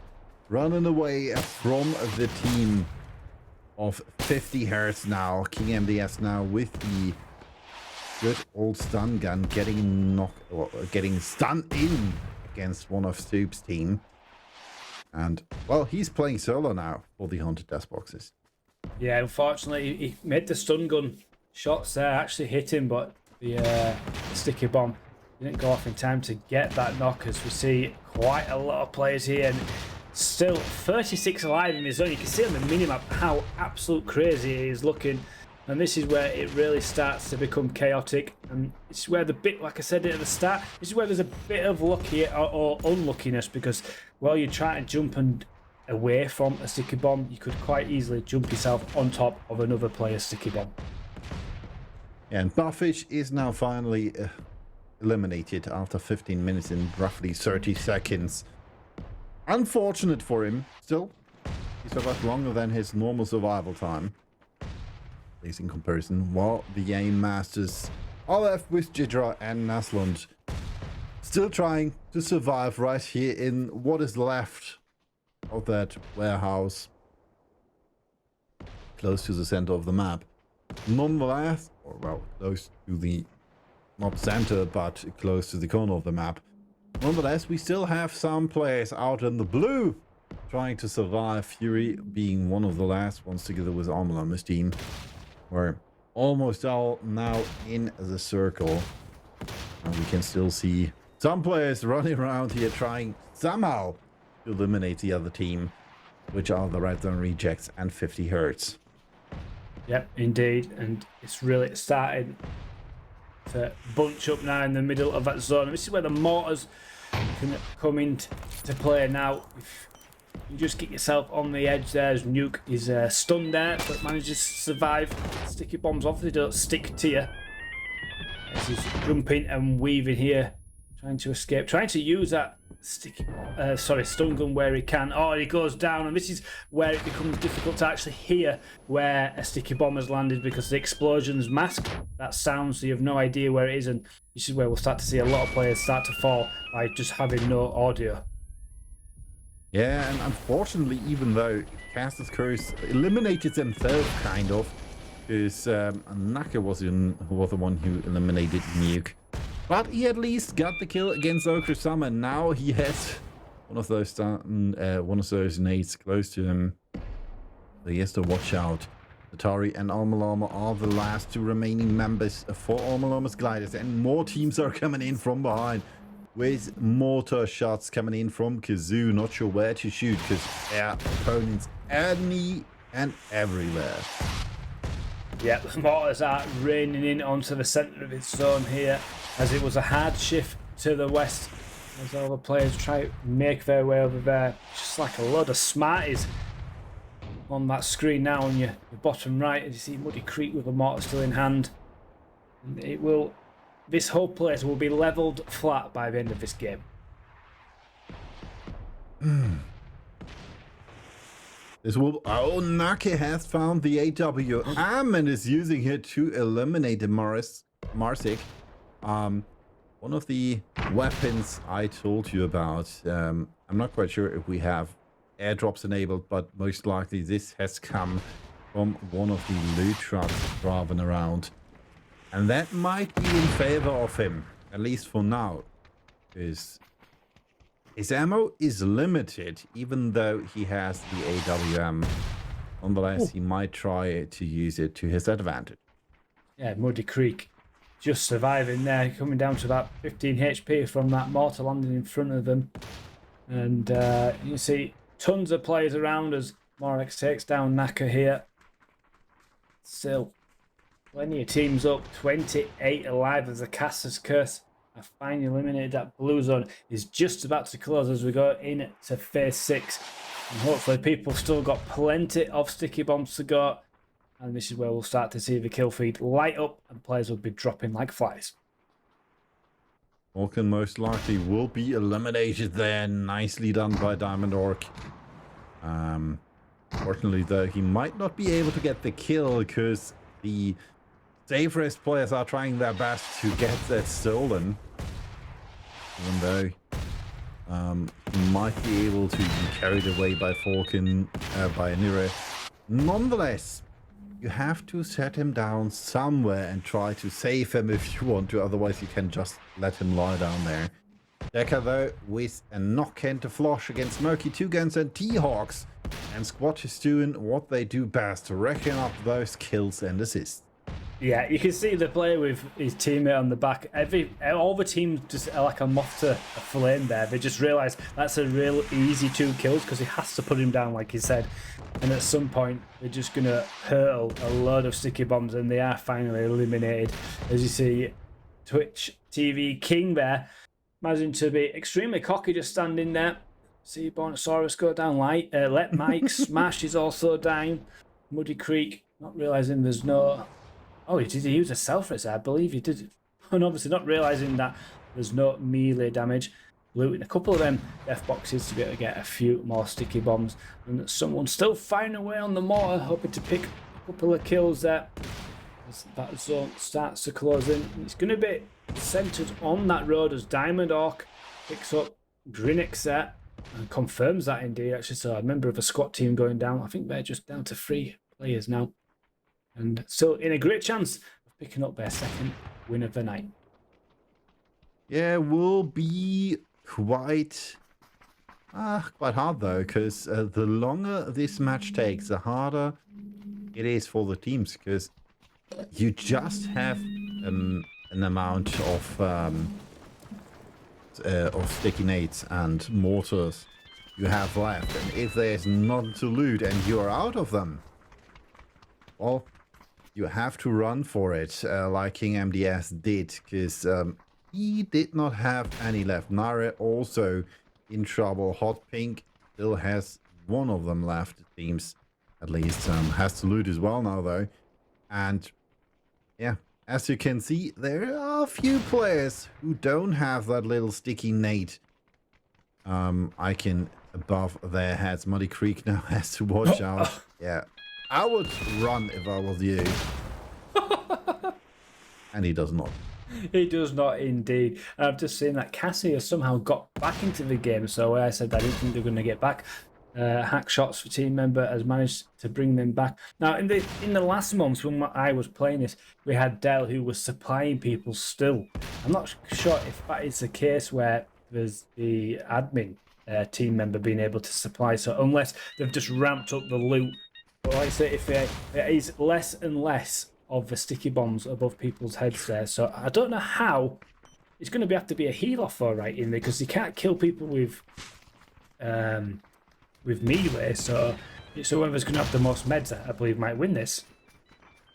And that might be the case. Nonetheless, though, we still have some ammo and some sticky nades left. We might even have, I'm most likely seeing that we have the sandbox mode enabled, which is stated in the top right corner. Yep. And therefore you are still able to drop a loot to the players even if you don't join the game, if I'm not mistaken.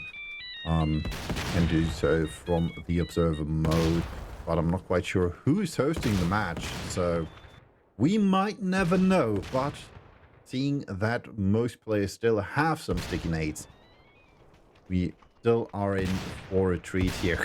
Oh my word. Look at them. 21 players still alive. We are in phase 7, closing in for 2 more seconds, and now phase 8. And this will be chaos. It certainly will. Yeah, like I said, I think the sandbox mode is just set to grant all. As you see, a lot of people suddenly have sticky bombs and then they use them all up. But not many people are using them right now. I'm not hearing them go off. People just... I'm not sure what's happening here. Someone's just doing a nice little handstand. Lama enjoying the handstand here. But no sticky bombs going off at the moment, even though they're all in hand. Maybe we're just saving them. Just waiting as the ring of the explosions start to go off there. Cassie on the rock. That's not a bad idea to get a good view. Maybe get a little bit more distance on throwing than sticky bombs. But the blue is starting to close. We're on phase 8. King MDS trying the mortar. Maybe he's lucky with that shot. Need to aim quite almost directly above you now if you want to get a knock in. There, the first few sticky nades coming in now. So we can see Moto with the idea of standing up on that little wall there, or being the first one to get knocked. Lightbite almost body blocking there.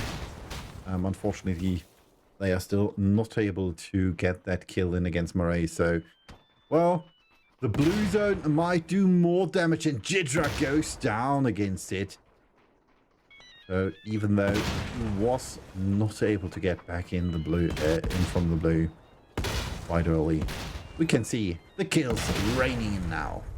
Oh my word, Katie, with absolute beast of a sticky bomb there. And I was just watching Hackshot set up a mortar and aiming at the tree like he was going to fight at the tree to maybe to try and get a couple of kills. As Kasu takes down a number of people here.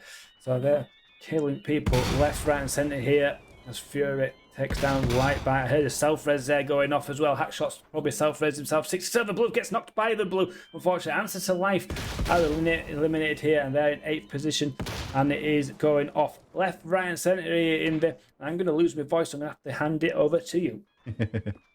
Yeah, we are still left with 9 players.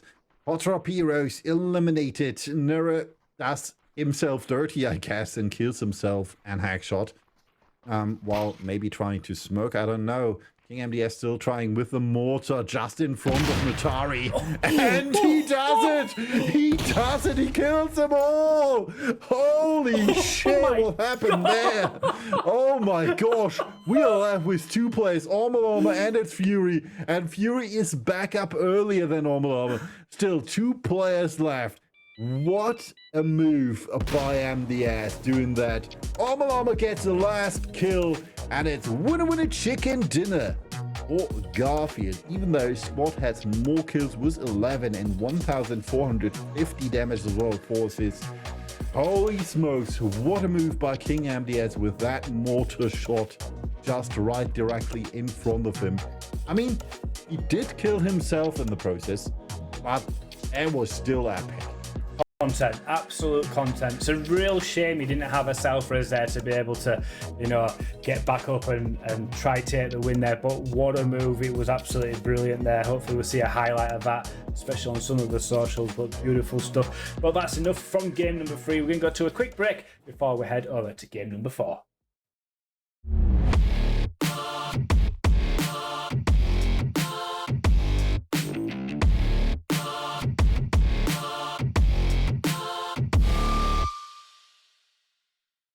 A new collaboration, movable death boxes, and some changes to Miramar. All this and more as we dive into the update 37.2 patch report. First up, the desert's about to heat up again with a visit from the iconic artist G-Dragon. You'll be able to find an emote stage on the starting island. Special G-Dragon map decor such as a decked out gas station and fan room, and other themed visuals such as planes, blue chip towers, and care packages. And be sure to head over to the G-Dragon truck stop to immerse yourself in the recreated Power music video set. Next up, we're improving the way you interact with some of the objects around the map. You'll now be able to reposition death boxes to get them to a safer location before looting, or use them to lure unsuspecting loot goblins to their demise. Doors can now be opened inward as well as outward, and all those gas tanks you've been wanting to shoot for years will now explode when you do so, leaving behind a large cloud of smoke to cover your movements. More details on where you can see these changes in the patch notes.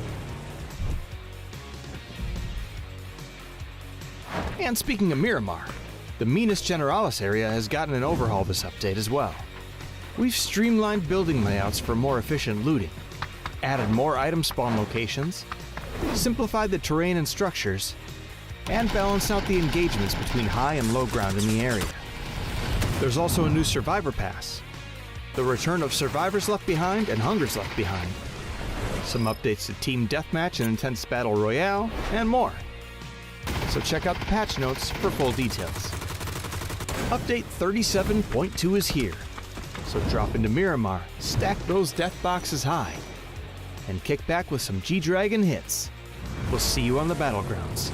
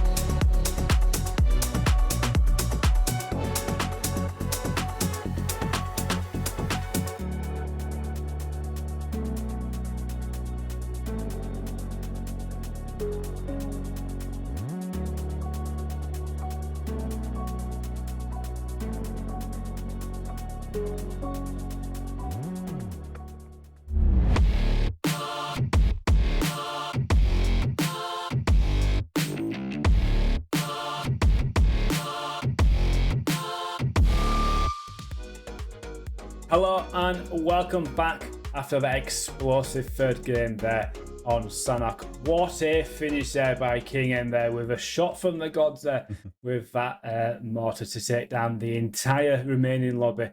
Unfortunately didn't come out with the win, but nonetheless it was an absolute stellar finish. Indy, what we got for game number 4? Oh, game number 4 is a good one. We have Get Off My Lawn. It's for the shotgun enthusiasts. Well, within us, I guess.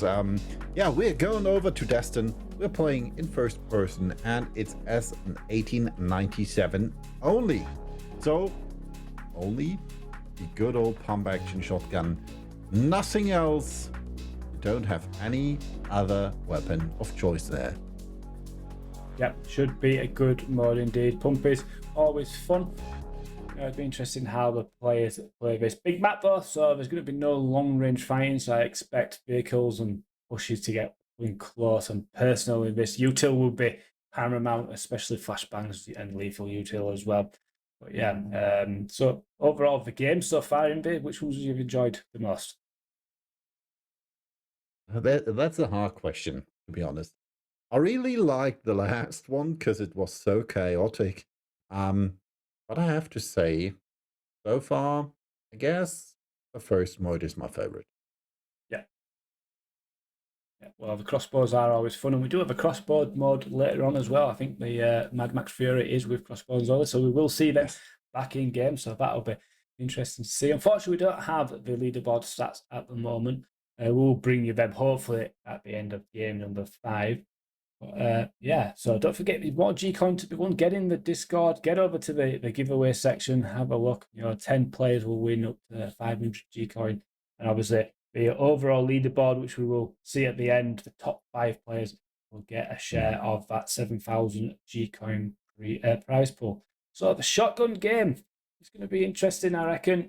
I think it's going to be close and personal all the time, pushing with vehicles. Hopefully we get an interesting zone out of near the wind farm or something. I know when Dells is in command of these game modes, he can do all sorts of tricks and have the zone go where he wants. So we'll have to see what Alex has got in store for us tonight. Just shift them through the city. The city might be the best for such a mode like that, because if you're in the open, it might work out in your favor, but you can still get run over by a car. So if there are cars there, that might be too easy. But we have the updated leaderboard from the last match.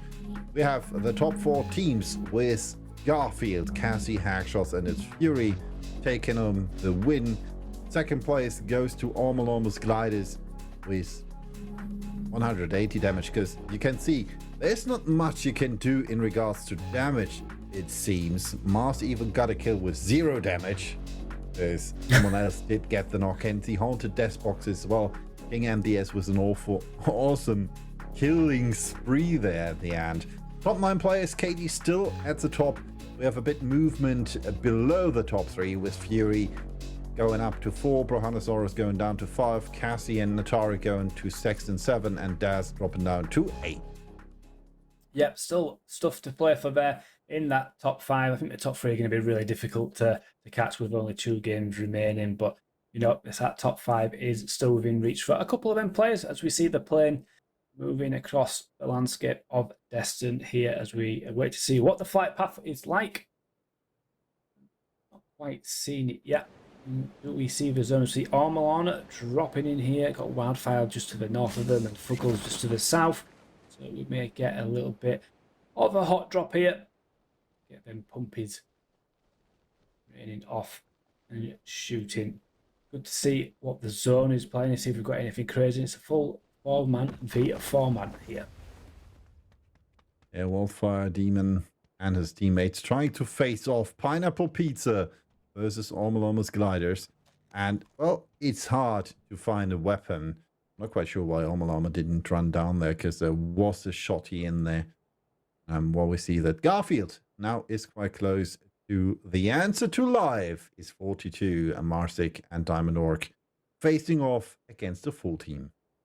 Yeah, we've got King MDS there obviously brought us some fantastic content with that more in the previous game. We'll be looking to do something similar with the shotgun, as we see Amasik there moving towards Cassie and Hack Shots with Diamond in reserve. As we see a bit of a 2v2 at the moment, the other team members from both sides will start to close in as it's Fury. Start to close in. We've got to be careful of that third member of Team 42 as the shotgun starts to ring out. Cassie down to 23 HP. Moving side from Hack Shots, just pushing and pushing. And she's got a knock, takes a shot and down. Oh no, but Fury from behind takes down, and they open knock in the way of Garfield. Yeah, there's only one man left standing, which is Diamond Orc. I'm not quite sure if Team 42, the answer to live, even has a third man or a fourth, because I think it's only been 2 of them in the last matches. So, well, Diamond Orc is the last man standing at the moment we know of, and he gets a nice shot in against Fury. Nonetheless, 1 against 4, Cassie coming in from the outside. This will be a hard match for him. Or he's dead.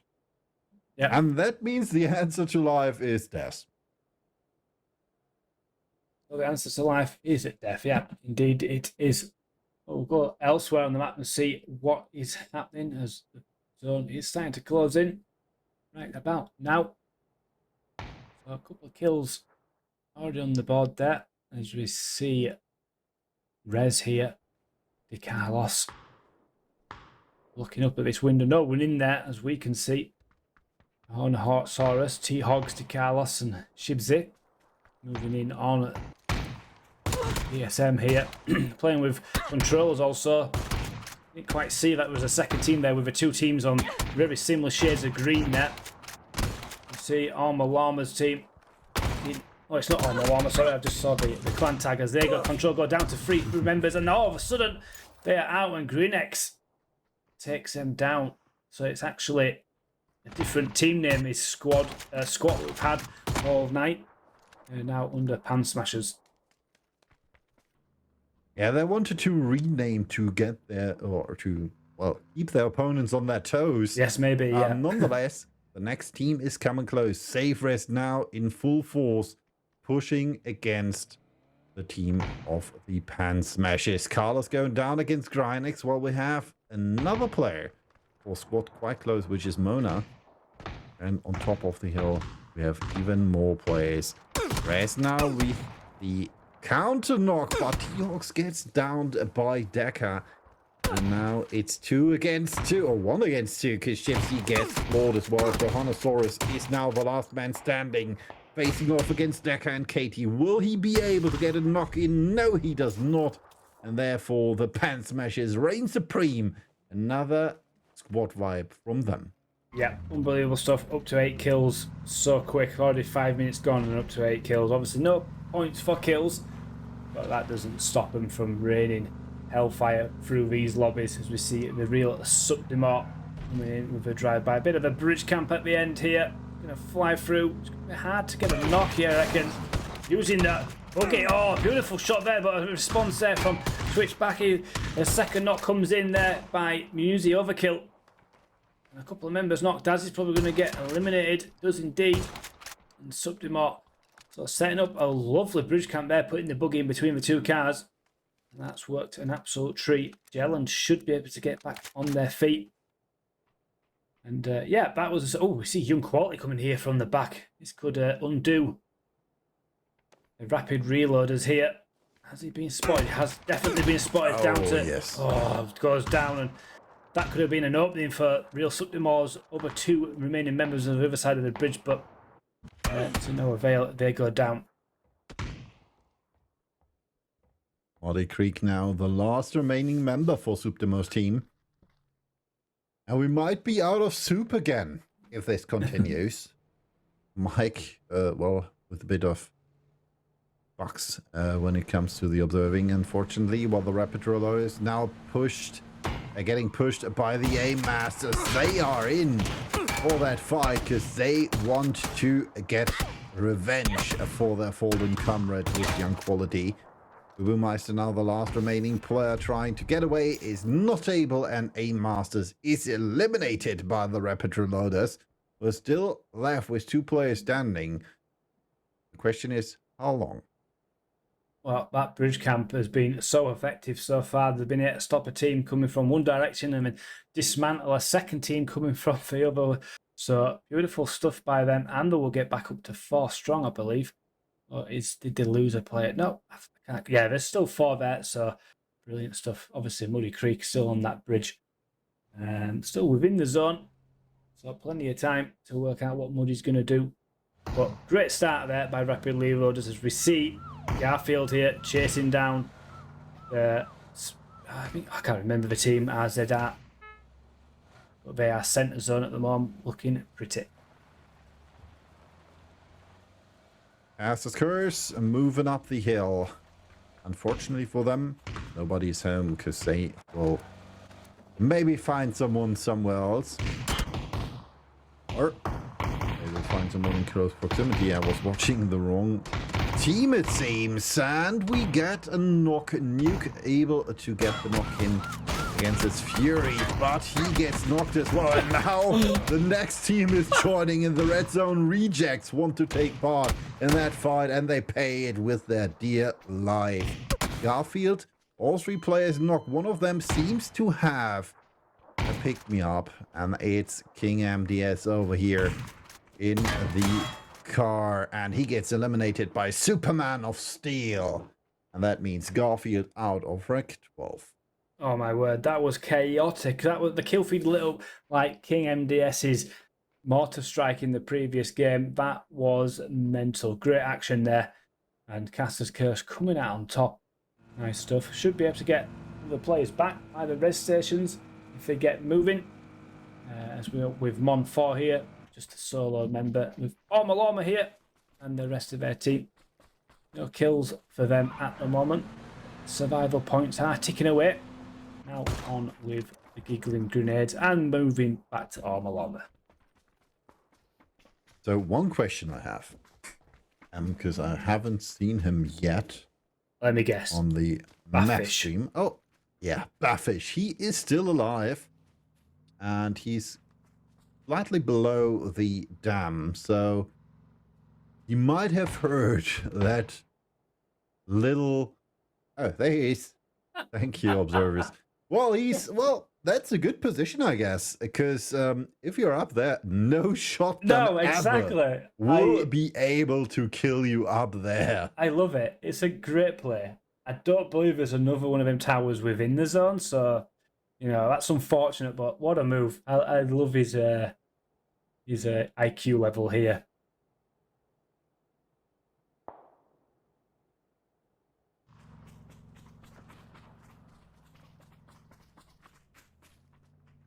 So let's see what Ormalorma's gliders are up to. They're waiting for the next team to approach, which might position themselves close to them. Unfortunately for them, Wildfire Demon has other things in his mind than to push against the shotgun. Yeah, you can see there the range of the shotgun doing absolutely nothing to that vehicle as Kerfluffer takes down that Caster Curse member, Superman of Steel. And Bathfish has jumped and he is now floating themselves into zone. Be able to get fairly deep into that zone as Fuggles confirms that kill there of Superman of Steel. As Wildfire Demon tries to hunt down, I think it's the last remaining member of Caster Curse here. I think it's it's Naka, the last remaining member. So good shot there. Oh, beautiful stuff. Managed to take Wildfire. It just caught just out and open as a push comes in here by Fuggles. Oh, nice. Oh, so unlucky there. Great effort by Naka, but does go down, and Caster Curse are eliminated in 11th position.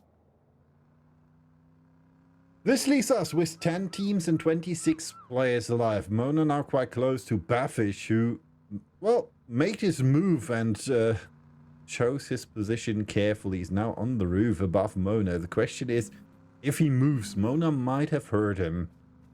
is already checking the roof. So Bafish might be in trouble now if Mona knows how to access that roof. Nonetheless, even though Bafish is on the roof, he's not in the circle yet. He needs to move. Same goes for Mona. And we can see another team quite close, which are the Pan Smashers led by Katie and their teammate. Yeah, it's an unfortunate zone shift there for Bathfish. It shifted away quite far to the north. Obviously, he's going to have to move again. No way to get on that roof for Mona to be able to get in, whether he sticks around. As we see Natra coming here just on the mini screen there, as Jellant just leaving by the rope. Now going to get in the vehicle. You can see on your map there, that shift to the north. The team's looking good in the zone. There's a few rotations coming in now. Quite a lot of people died. Self-res coming in. Get them back on their feet. But yeah, the lobby has dropped quite quick. So there's plenty of space to be able to play within that zone. Mars just wanted that ice cream truck. Unfortunately for him, sometimes it's best if you wait till the car slows down, because otherwise you need that you need that self-race, and you need to heal, which is what he has to do now while traveling to the circle. Yeah, we see a few teams heading right to the centre of that zone now. That was a bit of fun. You could just hear that shooting ringing out there. And yeah, there's a bit of a firefight kicking off near the race tower. Interesting parking there. Not sure Mars. He needs to just ram it, maybe. Yep, save the ice cream van, and they should get themselves on the way with no problem.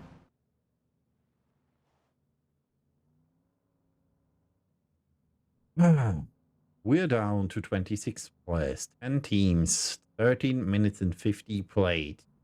We see that Bafish is still alive, and we see that the circle is moving forwards. Hand Smashers, so far one of the most deadly teams in the PUBG Reddit customs. The question is, will they be the team to get the winner chicken dinner in the end, or will it be a different team? Because does the Reno Nesquio now got finished off by Pineapple Pizza? Yep, and just while that fight was happening, we had a returning player, Daz FPS, so one of the members of Subdimor managing to come back. I think real Subdimor as well has managed to come back, as you can see them there. But it looks like Bathfish just there. Obviously, he's going to be no threat to them, but they don't know that when they first see him. He will need to keep running. Not in zone at the moment.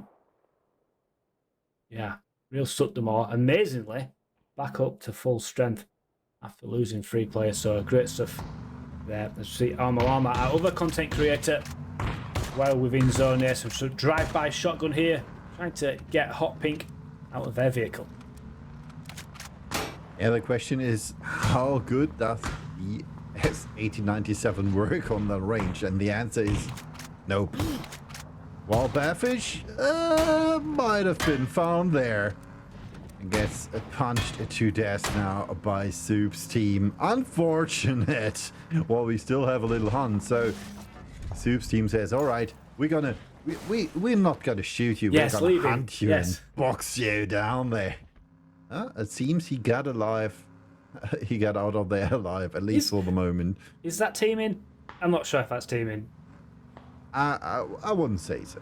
I would say he was just not fast enough to get him. I'm glad that they realised who that might have been. Oh, never mind. Like, oh, come on, Mike. Mike smashes him back into the lobby there. Unfortunate for Bathfish, but managed to get into 15 minutes, 50 seconds, so we'll grab a couple of more points of survivals there. While we can see Pineapple Pizza left with 3 players so far, all 3 of them have a car. Or not, it seems. They left one of the cars behind. Maybe that one was out of gas. Pan Smashers might be their next target. All can see some shots coming in. Decker able to get 8 damage in against Suggles. Nonetheless, that is not enough to get a knock in. So you might need to go into a closer range fight. Like we might see in the bottom right corner here between the players from R and Soup. Yep, bit of a standoff here between the Rapid Reloaders and Subreddits. A little bit of a range fight, just going to tickle each other. Take 5 HP off here there. You know, doesn't look like there's too much util on either team. Obviously, Subreddits team came in late and into the blue to heal. It even look like there's a vest on Subreddits there. It gives us a bit of a dance and a twirl. Just rocking out. You see action going on here, and this is Decker, and obviously previously Squat as Demon Wildfire picks up a couple there. It's fallen apart there for Pan Smashers. There's Pineapple just down to the last remaining member of Fuggles, and I think a couple of them kills are going to get confirmed and should be able to get the reses off here. So Pan Smashers may be able to get one player, but did lose one in that exchange. Right, let's see what else we can get. Kazoo jumping in the car, and that's it for the pineapple pizzas. Sagas eliminated. Nice move by the Pan Smashers there. Well, we see Soup in trouble. Mike trying to get that knock-in. Subreddits has to stay hidden behind the tree for the moment, while the Rapid Reloaders are down to are up to 8 kills already. They're trying to get in more. One of the two teams, together with Notari, currently in the circle. Yep, that was a hard shift to the south there, and that pre-shift circle looking very good. For the reloaders there. The rest of the team's all still in vehicles, so be able to get in that zone, no problem. I wonder if it's going to be better to stay in a vehicle and just drive round. You know, obviously the drive-by with a shotgun is difficult, but being knocked from the vehicle is also difficult with the range of a shotgun and the speed that these vehicles are travelling, so it's not a bad strategy to keep these vehicles alive. Yeah, it looks like a couple of the teams have got the same idea here. Let's see who else might be able to get kills in and which team will stay alive at the end. The gliders are trying to get close to the Rapid Reloaders. Trying to take a spot right here in the circle, the south of the circle. While from the east, there is another team coming in, which is Soup, also searching for a spot. And it looks like we have the Pan Smashers as well coming in, saying, all right, if there's a fight in the south, let's fight the south. And we just did have a drive-by there from Kazoo on Natri. I just saw the recall station going off there as well, so someone else is probably coming back on the plate as we see vehicle flying over the cliffs there. Blows up as Jelen takes down Dick H. As Muzi pushing in on towards Soup, taking a load of damage, but managing to just get behind cover just in time. Needs to stick a heal. One of the many 9 heals that they've got there. As we see, Muddy Creek goes down to Twitch back here as well. Hot Pink with the ice cream van. Jelen goes down from distance there from Daz FPS. Needs to get that res off and the heal off as well. He's got the player above him. Is he going to stick it off? Managed to. Oh, beautiful shot there by Daz. And the player over the top did not get spotted. Does he get this? Oh no, the exchange comes in and Twitch back. He just manages to eliminate Soup's team in 6th position. More players coming in. Let's see if Ryan, David Pride Lutz is eliminated, unfortunately. That's when I wanted to ask if Hot Pink might be able to make Mike, well, taste defeat. Unfortunately, though, that was not the case. Homalama with the kill against King M8C7, which is not King MDS. Those are two different players. Even though their names are quite similar, but we have two kings in the lobby, and Homalama is in trouble. Because the Pan Smashers say, well, let's just run circles around them with cars. Decker getting another kill in. Katie with the kill against Homalama. Smokey knocked as well, which just leaves Morex rapidly back on his feet thanks to the self-res, and that's it. Homalama's Glide is eliminated on rank 4. We're down to 3 teams.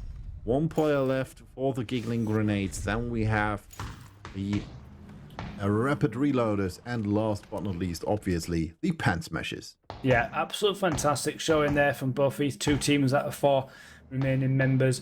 Pan smashers with 16 there, and I think the last time we saw the rapid reloaders had 15 kills, so brilliant from both these teams. Eagle and Grenadiers just need to stay out of this for as long as possible, let these two decimate each other, and maybe try and pick up, you know, the last kill to snatch the win. These two on a head-on collision for a 4v4 here as Mizun Overkill pushes on this left-hand side flank here. Vehicles not being used still. I mean, I thought there'd be vehicles still driving around. Maybe they're out of fuel as he's pushing up onto Kasu here. Oh, there we see Green X coming down silently. Nice move here. Trying to get a bit of a drive-by. Doing a little bit of damage. Oh, nearly gets Overkill there. With the drive-by, managed to jump out of the way. The drive-by is done and executed wonderfully by Green X there. And confirms that out as it gets the kill. 17 kills for them as this blue zone is closing towards phase 7. Oh, the rapid reloader's in trouble. Parky gets knocked as well. Just leave Jelen and let Mike smash. They're trying their best to stay alive while getting up on one of the rocks there. And now Hotzenploss coming in from the side, trying to take advantage of the knock players. Gets a knock in against Grinex. But Katie and Kazoo are there, and that's it. Would have been a chicken dinner. In the end, the Pan Smashers win with just 21 kills. So not 22 like in the first match, but still 16 assists again with 2,417 damage. They did that lobby dirty. Yeah, they certainly did, but a big shout out to Rapid Reloaders there with 16 kills of their own. But second win goes out to what was formerly Squat, but the Pan Smashers there, and that should probably seal the winner of the outright of Season 5. But it's probably a battle between the team members now, right? So that'll be interesting. But we'll talk about that when we come back. We're going to have a quick break, and then we'll head over to Game 5 for the final of Season 5 of PUBG Reddit Custom Games.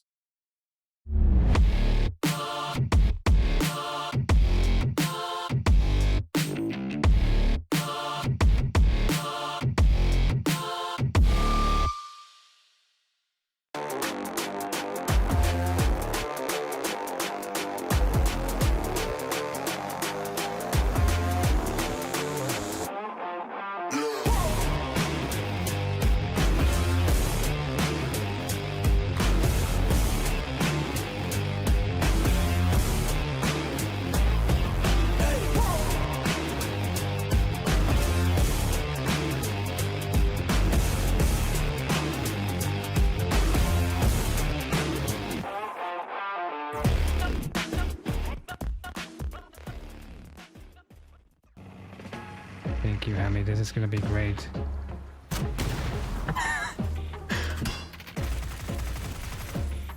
Gonna come this way, right?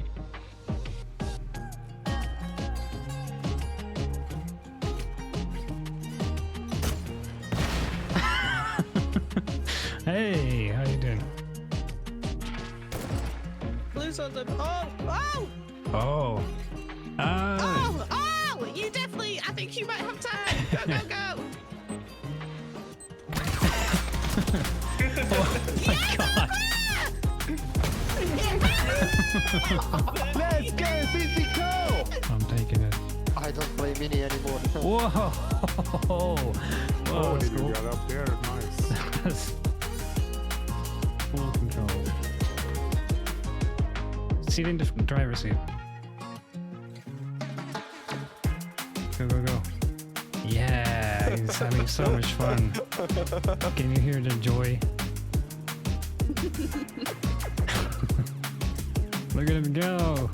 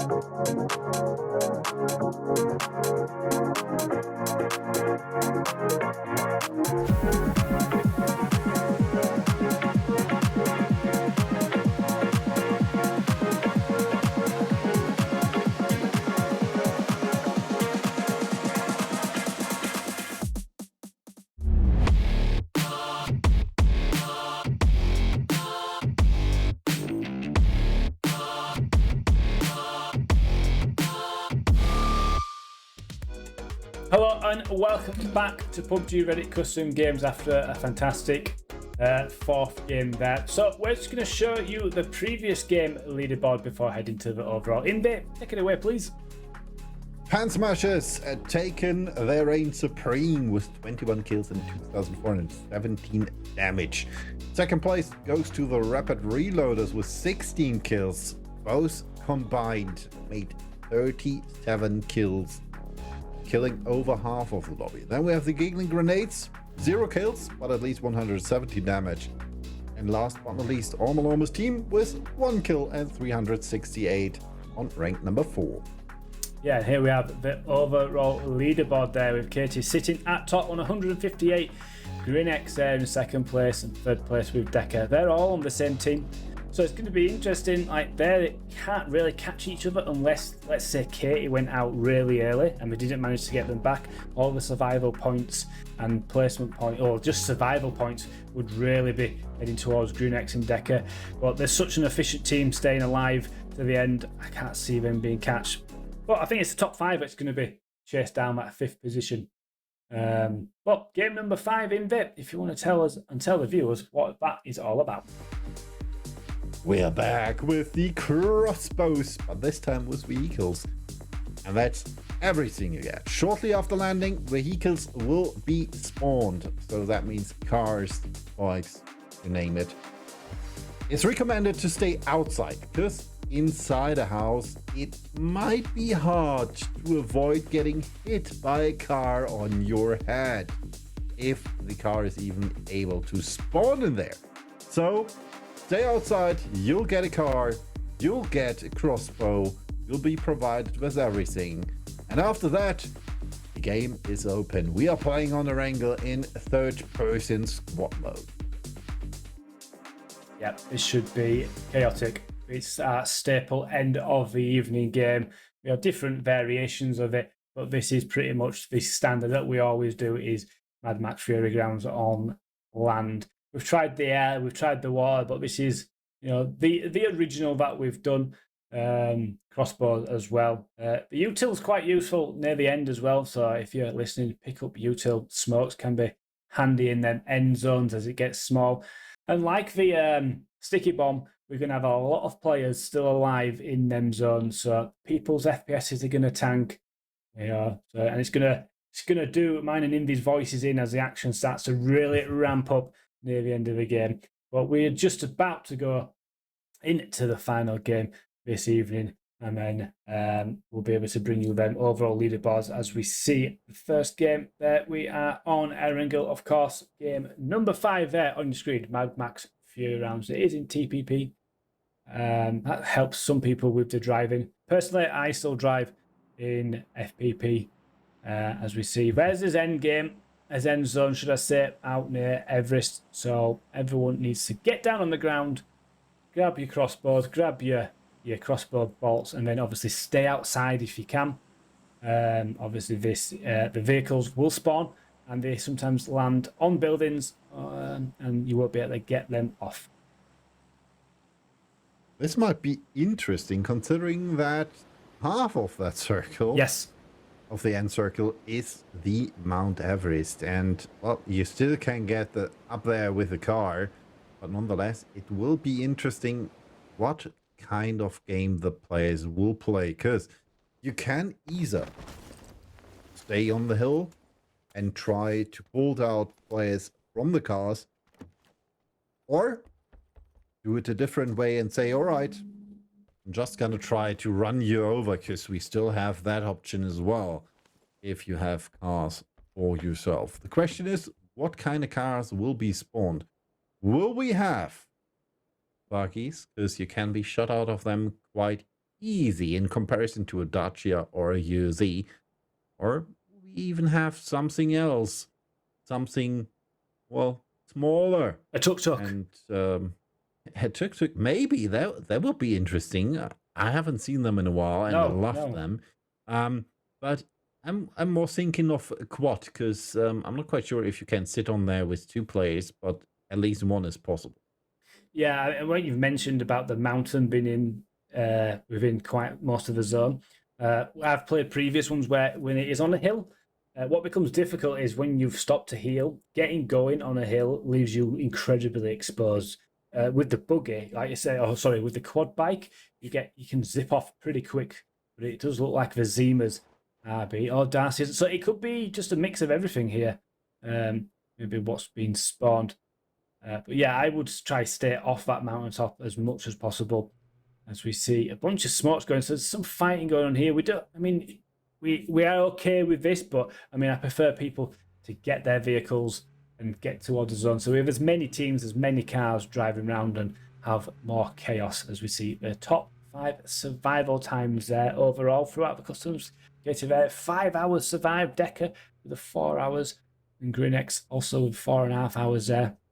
Closely followed there by It's Fear, and then Baronosaurus rounds out that top 5.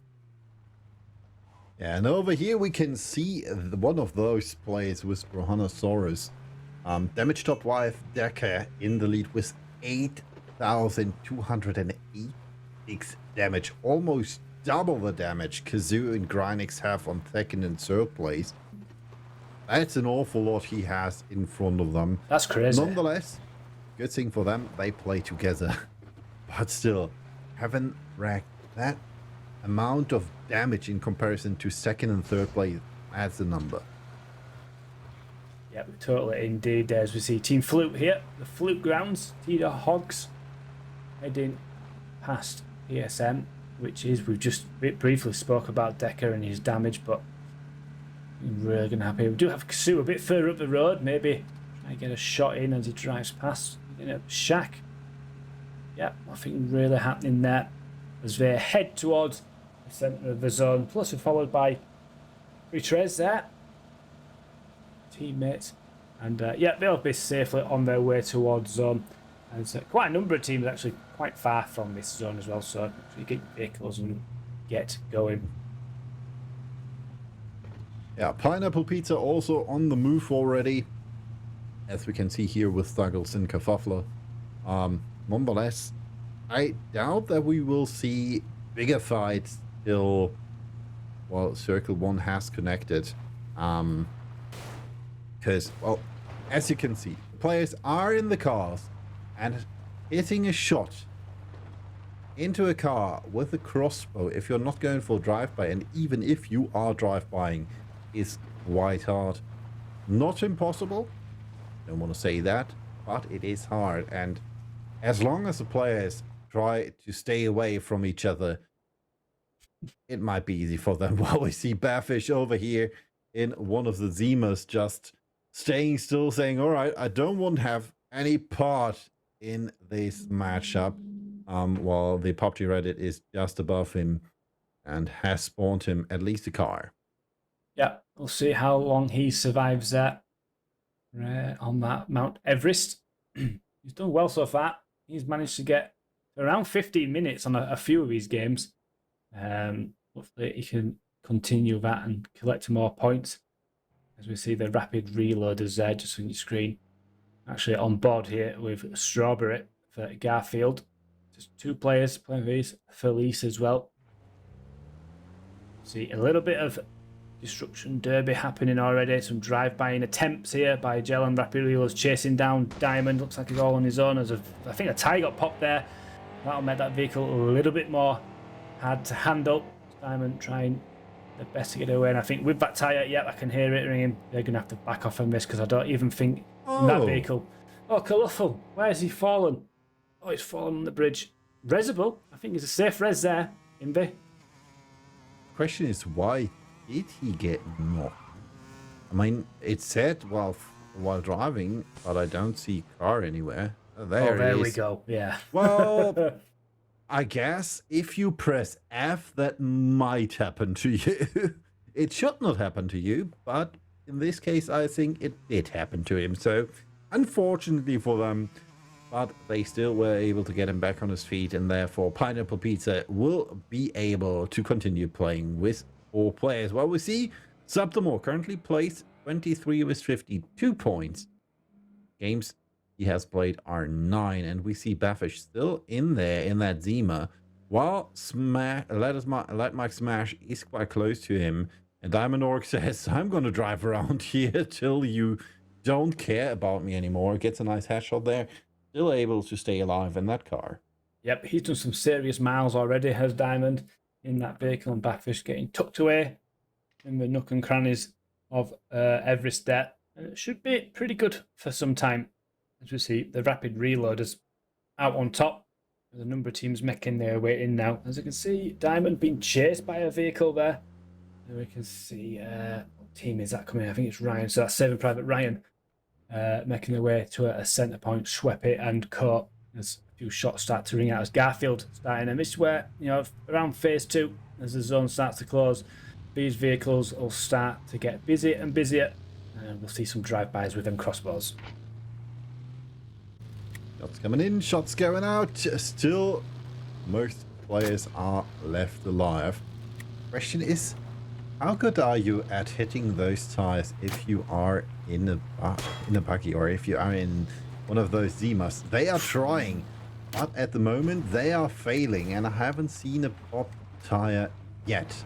And unfortunately for them, reloading is quite, well, hard if you're driving at the same time.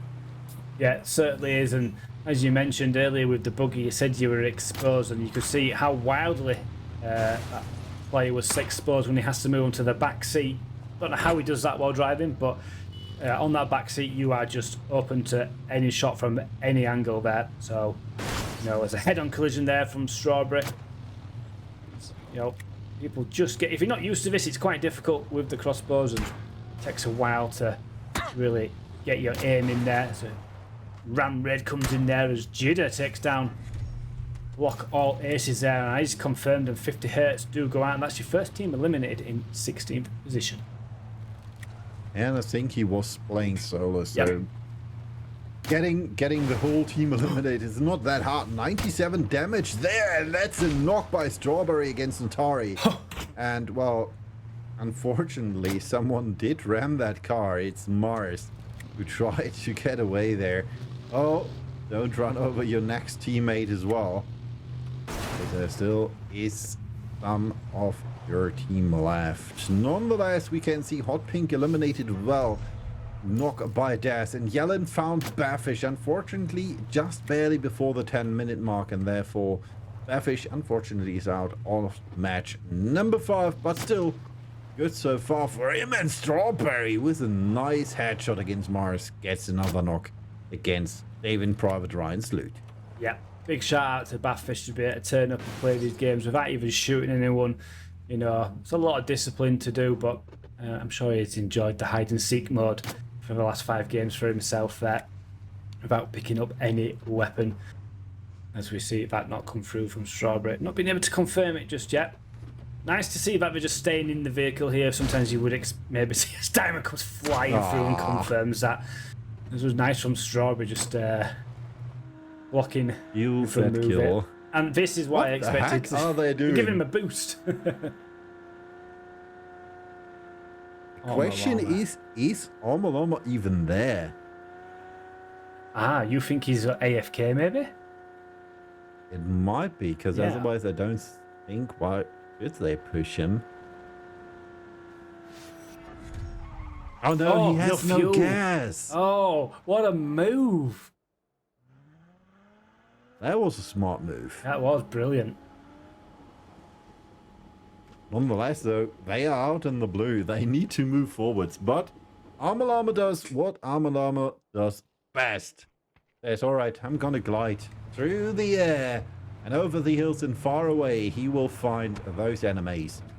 Muddy Creek eliminated by King M87, which means we are down another player. 39 still left alive, and Kerfuffle says, all right, let's drive and find more players to eliminate. Pineapple Pizza might have the right idea with that car, the Bugatti, with, well, smaller windows and more ways to maybe get some cover in a car. While Lightbite and Arky have been eliminated by King M87.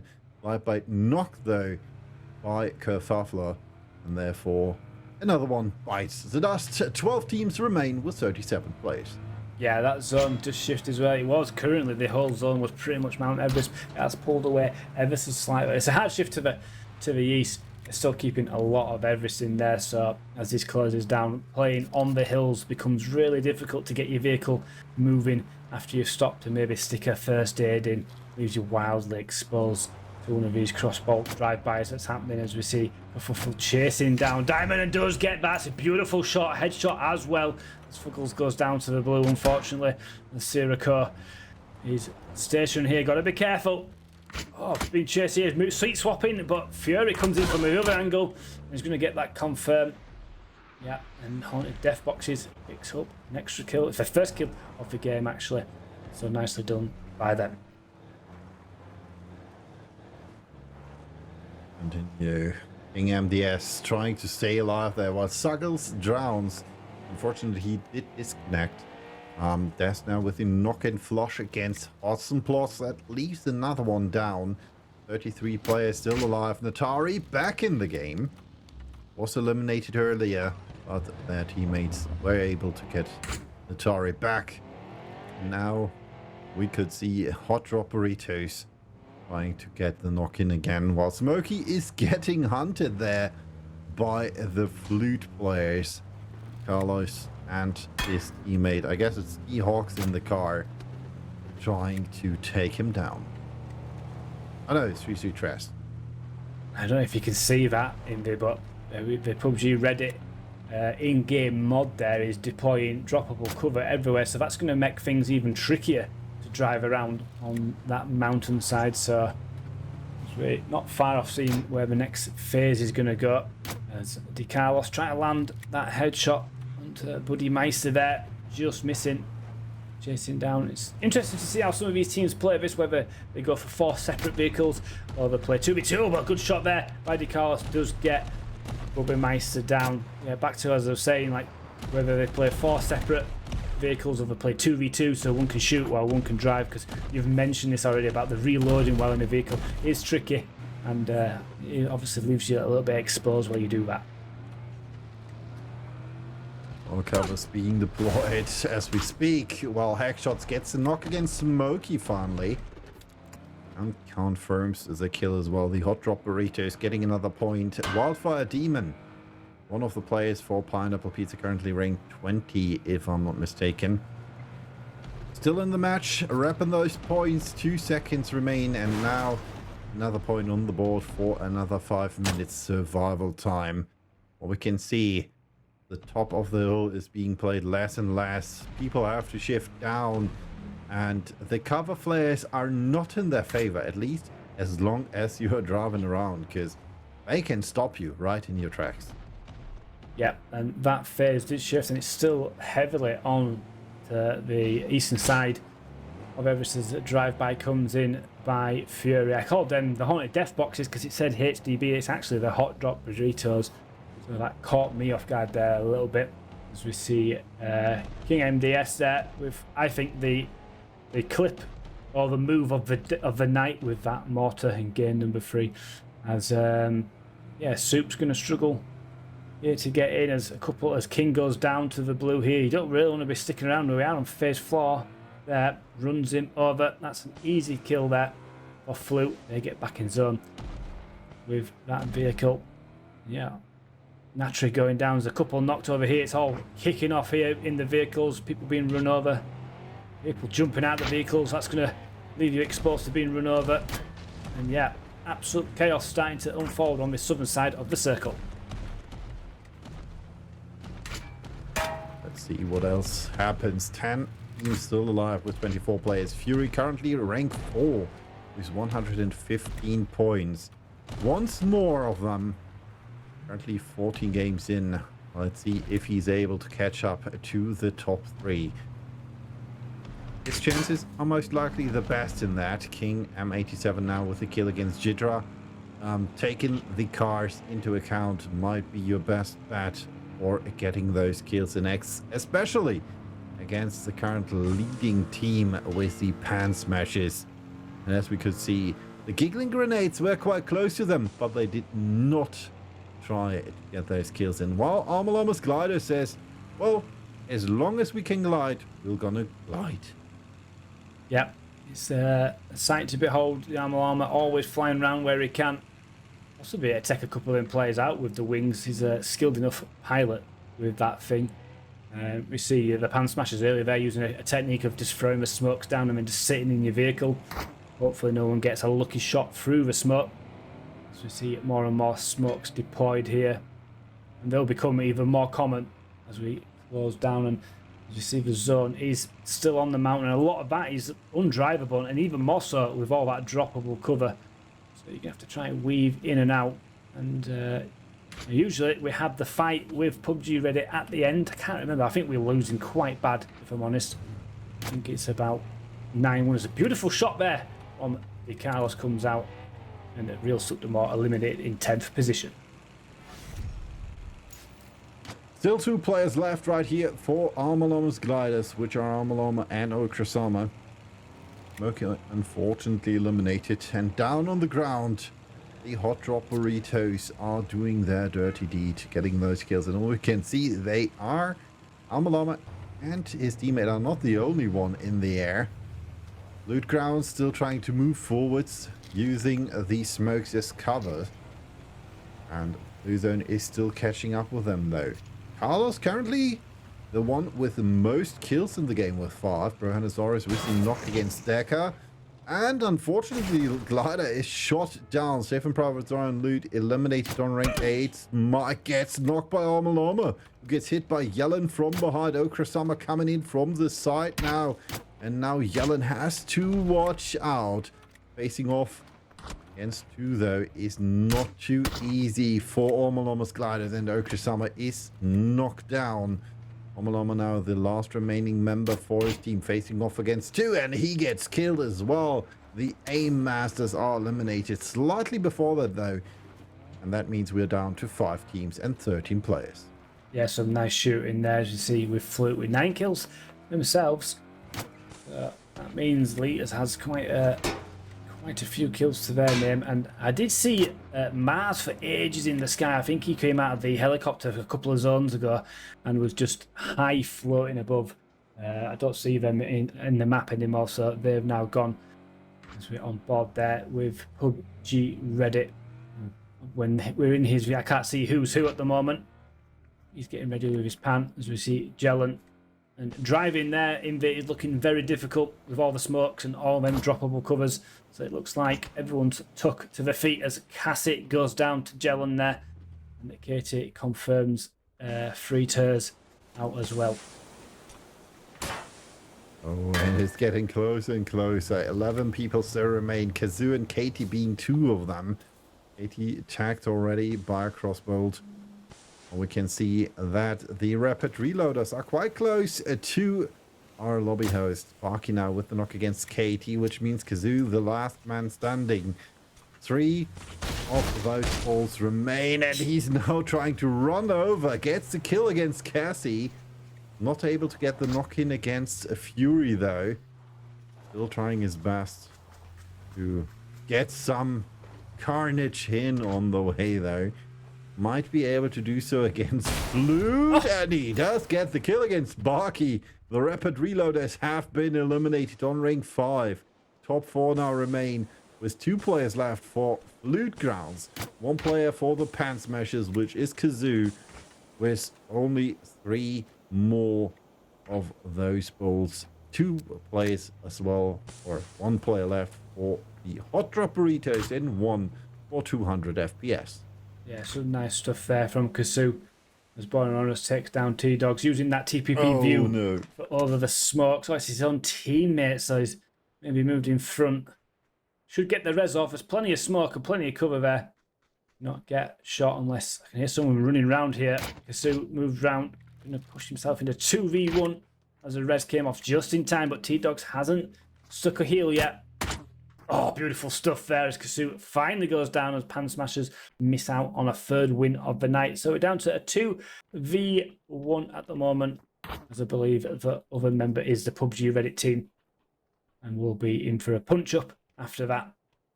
So we've got the hot drop burritos. It's Fury looking to get as many points as possible to close him down on that top 3 position. Might be too much to climb, but he'll be doing everything to try and win this game nonetheless. Oh, Brahanosaurus goes down. Now it's a 1 against 1. Seahawks has to face off against its Fury. The question is, do we have self-reses in here as well? And is Brahanosaurus able to get back to his feet? 3 HP remain after that shot by T-Hawks. Fury needs to heal, is doing so, is able. Still, smoke's coming in, and it's hard for Fury to see anything. So let's see if T-Hawks might be able to res his teammate, and they're up 4-2 against 1 before they will face off against PUBG Reddit. Yeah, plenty of smoke to try get the res, but that elevated position by Fury gives him an advantage of just being able to see a little bit more than you usually can seeing into the smoke. So it's just whether he commits. He's got the blue zone in his back. I don't think that res is going to come off. He just touched the blue there. And, oh, he's going for it. This is balls. It could be a winning play here to get them back up to 2. It's Fury. So much sound with the smokes going off. Won't hear anything now. He has moved round. Does see him? He does pick it up indeed. That would be a winner chicken dinner for the hot drop potatoes. But it is now.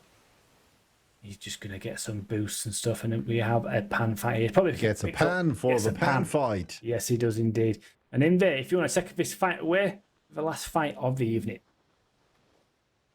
Yeah, unfortunately, it is the end. Almost. We're waiting for its Fury to boost himself up so he can face off against our own mod here. And a little dance-off is in order as well. The blue zone is moving forwards.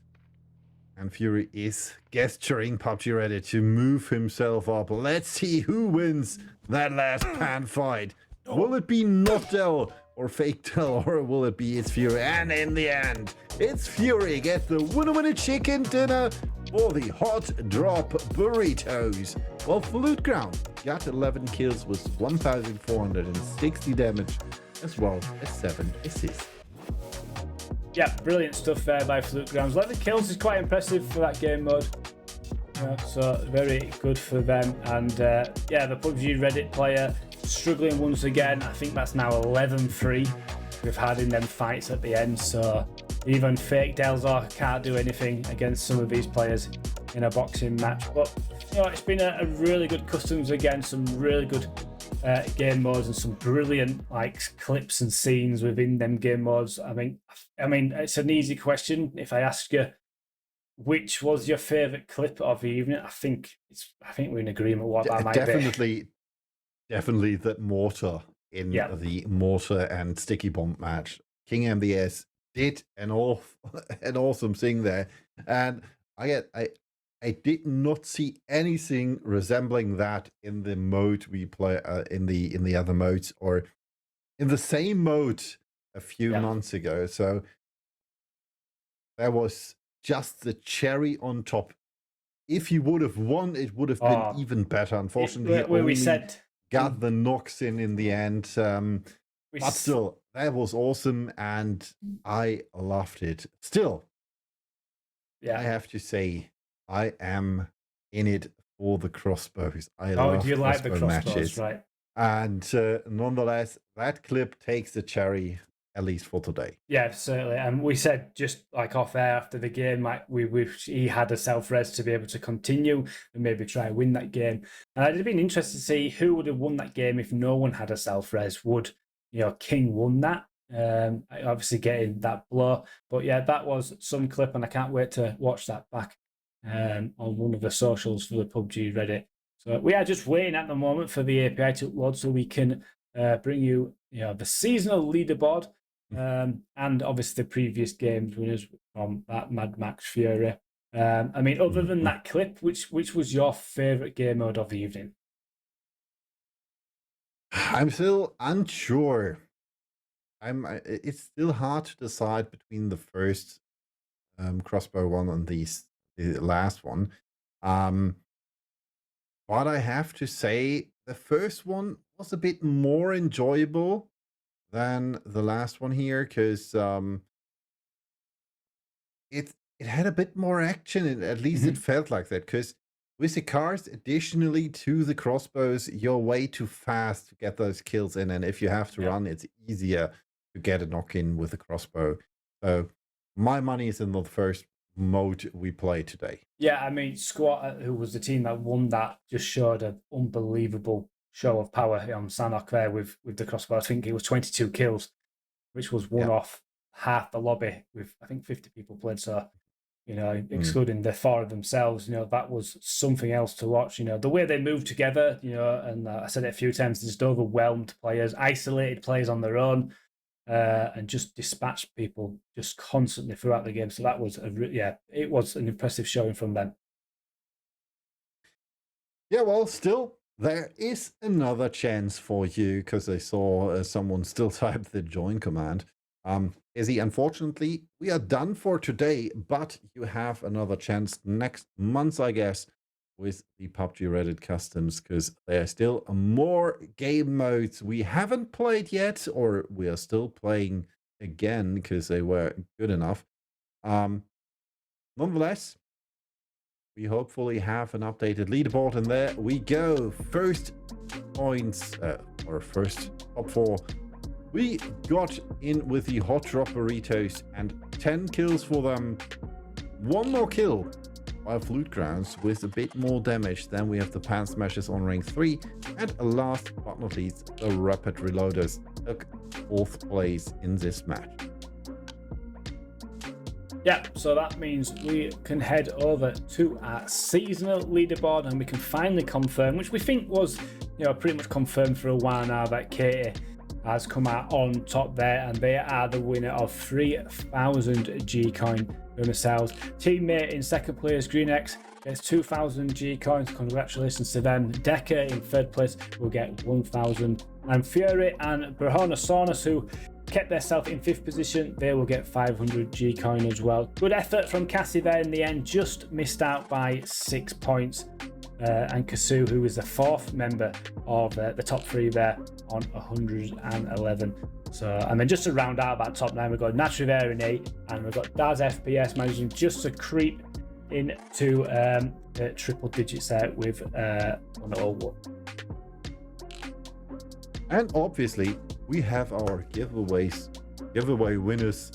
Jussia, Katie, Hot Pink, Danger Sang, Yobi, Kerfuffler, Mona, Cassie, Morex, Solomon Vandy, and Naka. Please check discord.gg/PUBG Reddit for more info about these. And yeah, you get the infos how to get your G-Coins on there. Nonetheless, one more mention, because I had a favorite pacifist in the games. Shout out to Baffish for going all the way and trying his best to only do the pacifist route without getting any weapon, loot, or anything, and trying his best to stay alive for as long as possible. Yeah, brilliant stuff by Baffish there. And if you've been watching and you want to get involved in these PUBG Reddit custom games, you can have a look right now on your screen of what is happening next month, which will be the 18th of October. So please come over and join in there if you've enjoyed what you've seen tonight. It's great to cast, it's great to play in them as well. Indy, have you actually played in one yet? I'm not sure you have you? I have. You have played briefly in one of them, but it's been a while. Yeah. No, it is great. It's a lot of fun. I just want to say a huge thank you to all the backroom staff that put this together. There's a bunch of observers. There's a producer as well, and there's obviously the socials. The clips go out onto X really quickly. after each game. So it's a huge team. You know, it's not just me and Invi here. It's you know, there's a lot of work, all this free time to go into it, and you know, it can't be done without you guys as well that come along and play. You know, so a massive thank you to everyone that comes in and gets involved. And obviously, a huge thank out to everyone who played, because without the players, there would be nothing for us and the team to produce and show. Nonetheless, thank you everyone for this evening. We are out, I would say, and see you next time.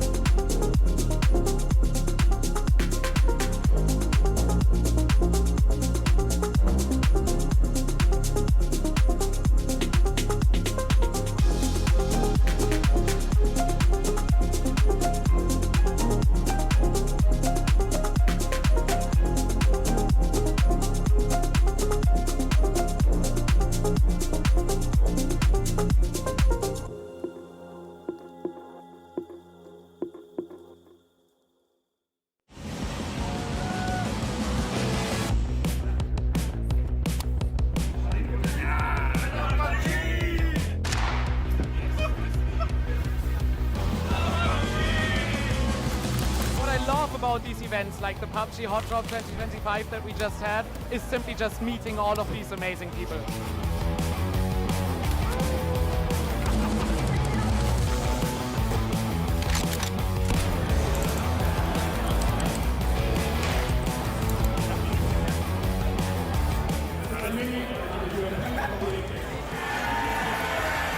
PUBG for putting on this amazing event. It's been so much fun. It's been so great getting to chat to the devs, getting to see everyone playing games and having so much fun.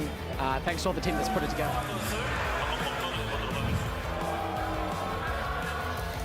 It's great to be here. I can only say to other PUBG players, come here next year.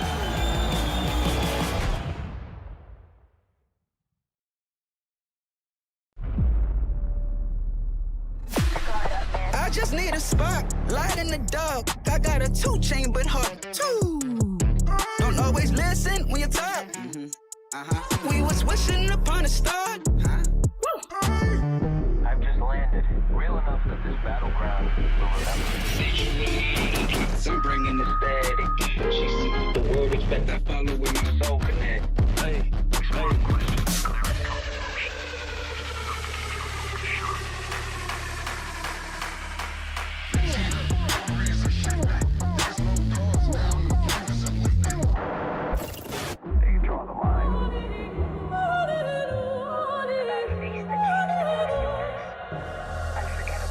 I'm out in a storm, I still come aiming, I pressure and rain.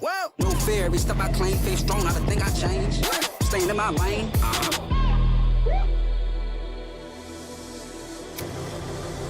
내가 선택한 플레이. 정해진 룰은 없어. 내가 정해. 그게 바로 G-Dragon. Battleground.